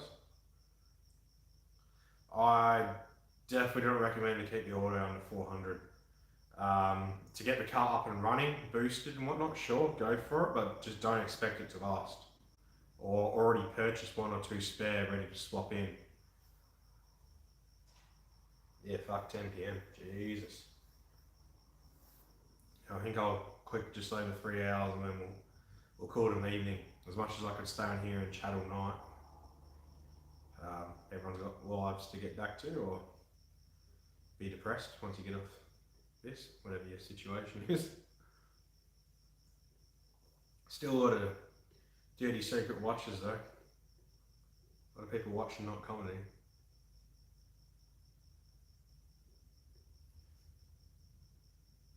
Mandatory stream startup? Yeah, what do you mean? You're 9:55. See, it's only 7:55 or 7:56 now here in WA. Still got all night. Honestly, I wish I had a coil so I could whack it in and drive this.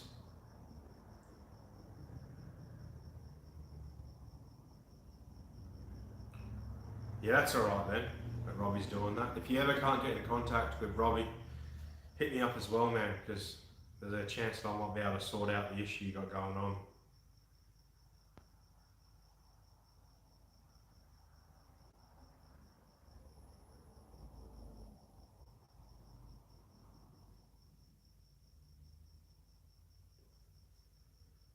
Are you talking about the piggybacking shy one?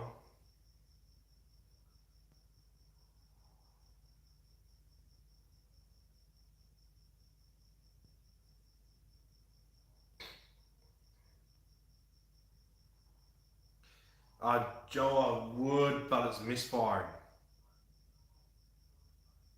Yeah, it will start and you probably wouldn't even notice it, but I don't want to do any damage to the motor. And to be honest, ever since it got run in, I honestly expected someone to ask for it to start because they always did it in corn feds, but you're actually the first person, and this is the third stream, I think, from when it got, well, it's the stream after, yeah, I think it's the second stream after it got run in. You're the first person to ask for it to start.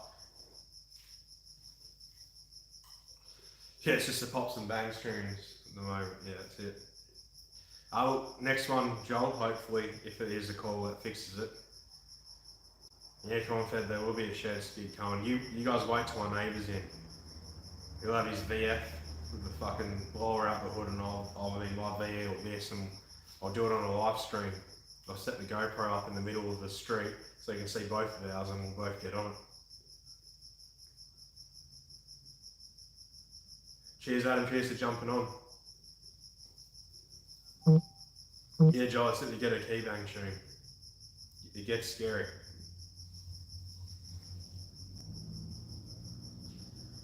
Yeah. The good old carby days, corn fed. It was after my time. Before my time, sadly. So I only knew EFI, missed out on all the fun.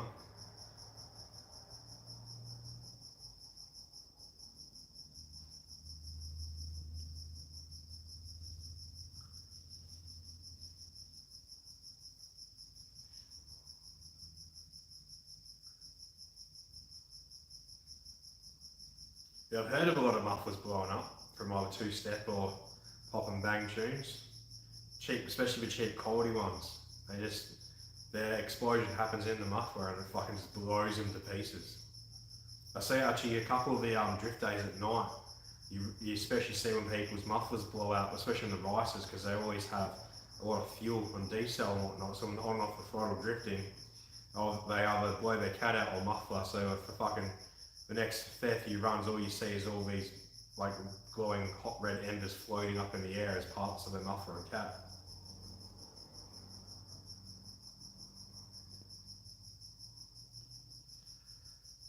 Joel, the daily question I get.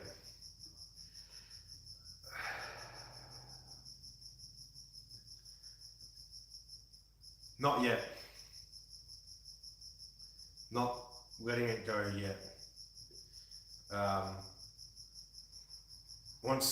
I think when someone gets it to work but not properly, I'll release it then, because I'll tell how they got it. But until then, I'm keeping it to myself because it's too much of a flamethrower and everyone wants to put it on the daily, they're going to drive or this or that, and I can see a court case coming my way when someone's house or car or something burns down and like, oh, this guy told me to do it or how to do it.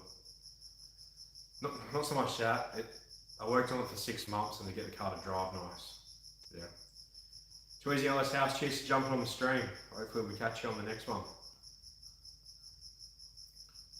Who tuned yours boosted? I can't remember what you answered above. Yeah, Joel, I hate saying it because I used to be one of those guys that's like, oh, tuner lock said tuner, I won't tell you how to do it, this guy won't tell you how to do it, but it's only because I spent hours and hours up bush and I bricked so many ECUs before I did my bench harness setup, trying to get it to work, and then I get it to lump, but only when it was warm, not when it was cold straight away, and it would drive like a pig until it got up to a certain RPM, which took ages to break through that barrier.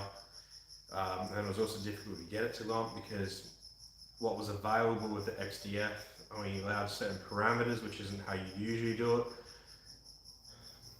Yeah, it took some refining to do, so, and then while I was at work, I was editing it and sending it to one guy, and then he uploaded it as his own, just said he made it but just changed the fan things, and then people, I think a couple of people downloaded this and that, and he didn't even get any credit or anything. I was just like, well, fuck, that's my 6 months work that you were helping me try out because I wasn't at my car for 3 weeks at a time, that you were there straight away and then you took it as your own and uploaded it for anyone to get. I was just like, well, fuck, it's kind of stopped me from wanting to give it out. Because every man and his dog will do it. I mean, it's not special. And it's like all my effort went to waste. Especially if I just give it away and don't charge people. And then no one wants to fucking pay for it because they're cheap. It's like, oh, it's just a skidder or a bush hack. I'm like, yeah, well, it's fucking 10 hours of my life. I can tell you what my hourly rate is as a sparky, and I can charge you that for 10 hours and you won't even want to touch it. So, yeah. It's not Joel. They'll try claim it's for a skid car or this or that, but it's not. You check out their profile and it's their P plates on a fucking rear slammed front raised thing with rims and tint. And you're just like, yeah, clearly it's going on that.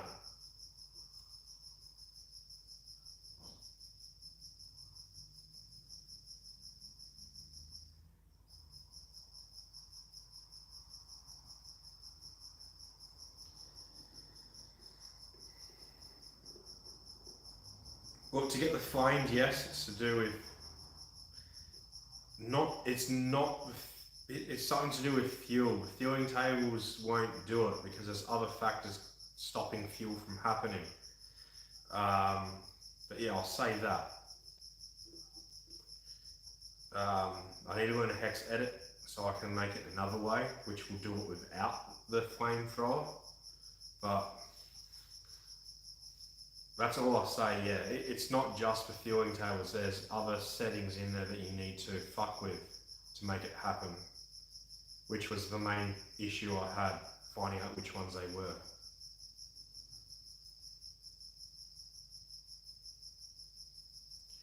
Well, that's it, Booster, but that tune can't be perfected. From you start the car, it lumps straight away. It drives like a stock car. As soon as you touch the throttle and the RPM picks up, the lump stops and it drives exactly like a factory car.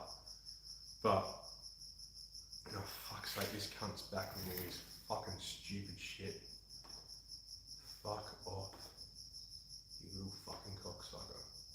There you go, reported, fuck off. Oh, fuck, it's back again. Yeah, I just reported it, it's hiding. Use it in timeout. Fuck you, cunt. There you go. See how that goes.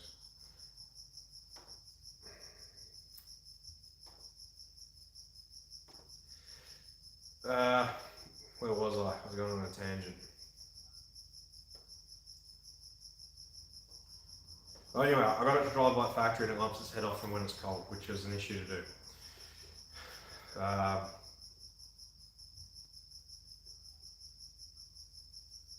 Yeah, well, if you figure out how to kind of do it, tag me, and then I will inbox you and let you know how I got it to drive nice, because you basically figured it out. But yeah. Common Man Fuel Tech seems to be like a new and upcoming this year, which a lot of people have jumped on. Yeah, it seems to be good. Oh look, Missa is on and now she's seeing all the porn ads. Nah, I haven't seen Pro, never heard of him actually.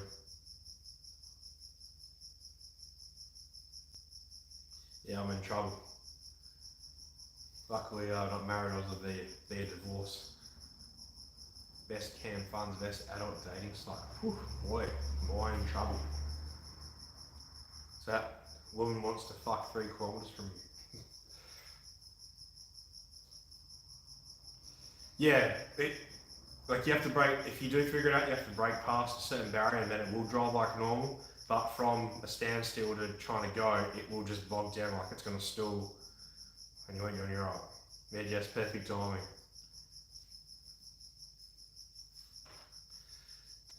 I've managed to get rid of them, we'll see when they pop up again.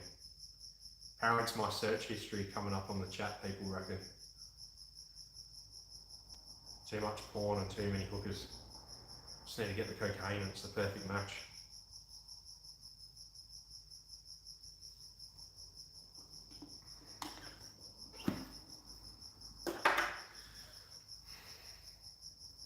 Yeah, that's it.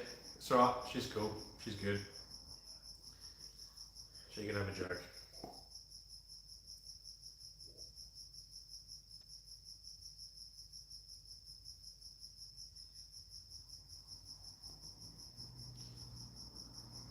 Yeah, jolly pretty sick. I've wanted to do that a couple of times, but the car I've got it on, I took the exhaust off, so it just dumped straight out of the wire pipe after the cap, which is pretty stupid because it went straight at the fuel tank. But I want to stop being a Jew, buy like an eBay catback and slap it on so that I can flame throw it out the back and get a fire going.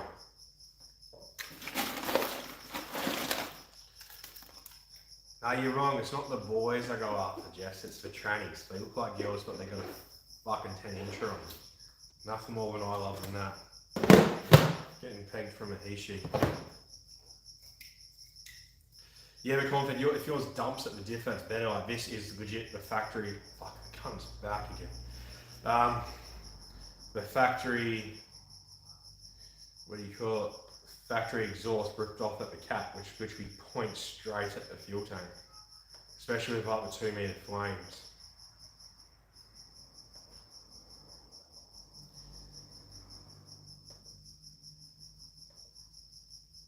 Yeah, search history's back. Anyway, it's been over 2 hours, so I can see this is going to keep popping up again because they're out for the, what is it? What does it say? You guys probably can't see, but here it says timed out for 300 seconds. Yeah, I'm going to end the stream, have some dinner, watch some YouTube.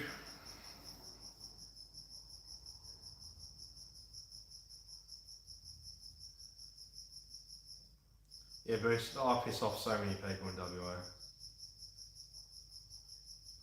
Yeah, Joel, someone's bringing it here because all I've got open is this and me, and so I even watch porn on this laptop, to be honest, so yeah.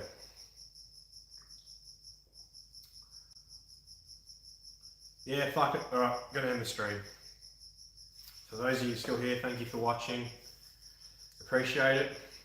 And I'm back home on the 18th of May, so what's a Wednesday? What's that? 22nd of May will be the next stream. And yeah, we'll see where we're at with the car then. Hopefully by fucking then it's running and driving fine again, and I'll start it on the stream for you guys. Yeah, as just said, I'm boring now. Like, I'm not boring, the cunts on the stream are boring, they're not commenting. So yeah, I've talked my bit, now I'm going to answer them, they're not doing it. Anyway, see you guys later, thanks for watching. I hope you guys learned something on the stream that you didn't know before. If you didn't, I could not give 2 fucks, that's your problem. Yeah, watch my video that comes out tomorrow and you can be bored shitless like the rest of the ones of mine. But thanks for watching, and I'll see you cunts next time.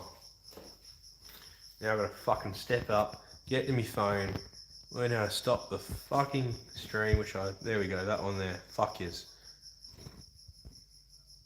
Cunt.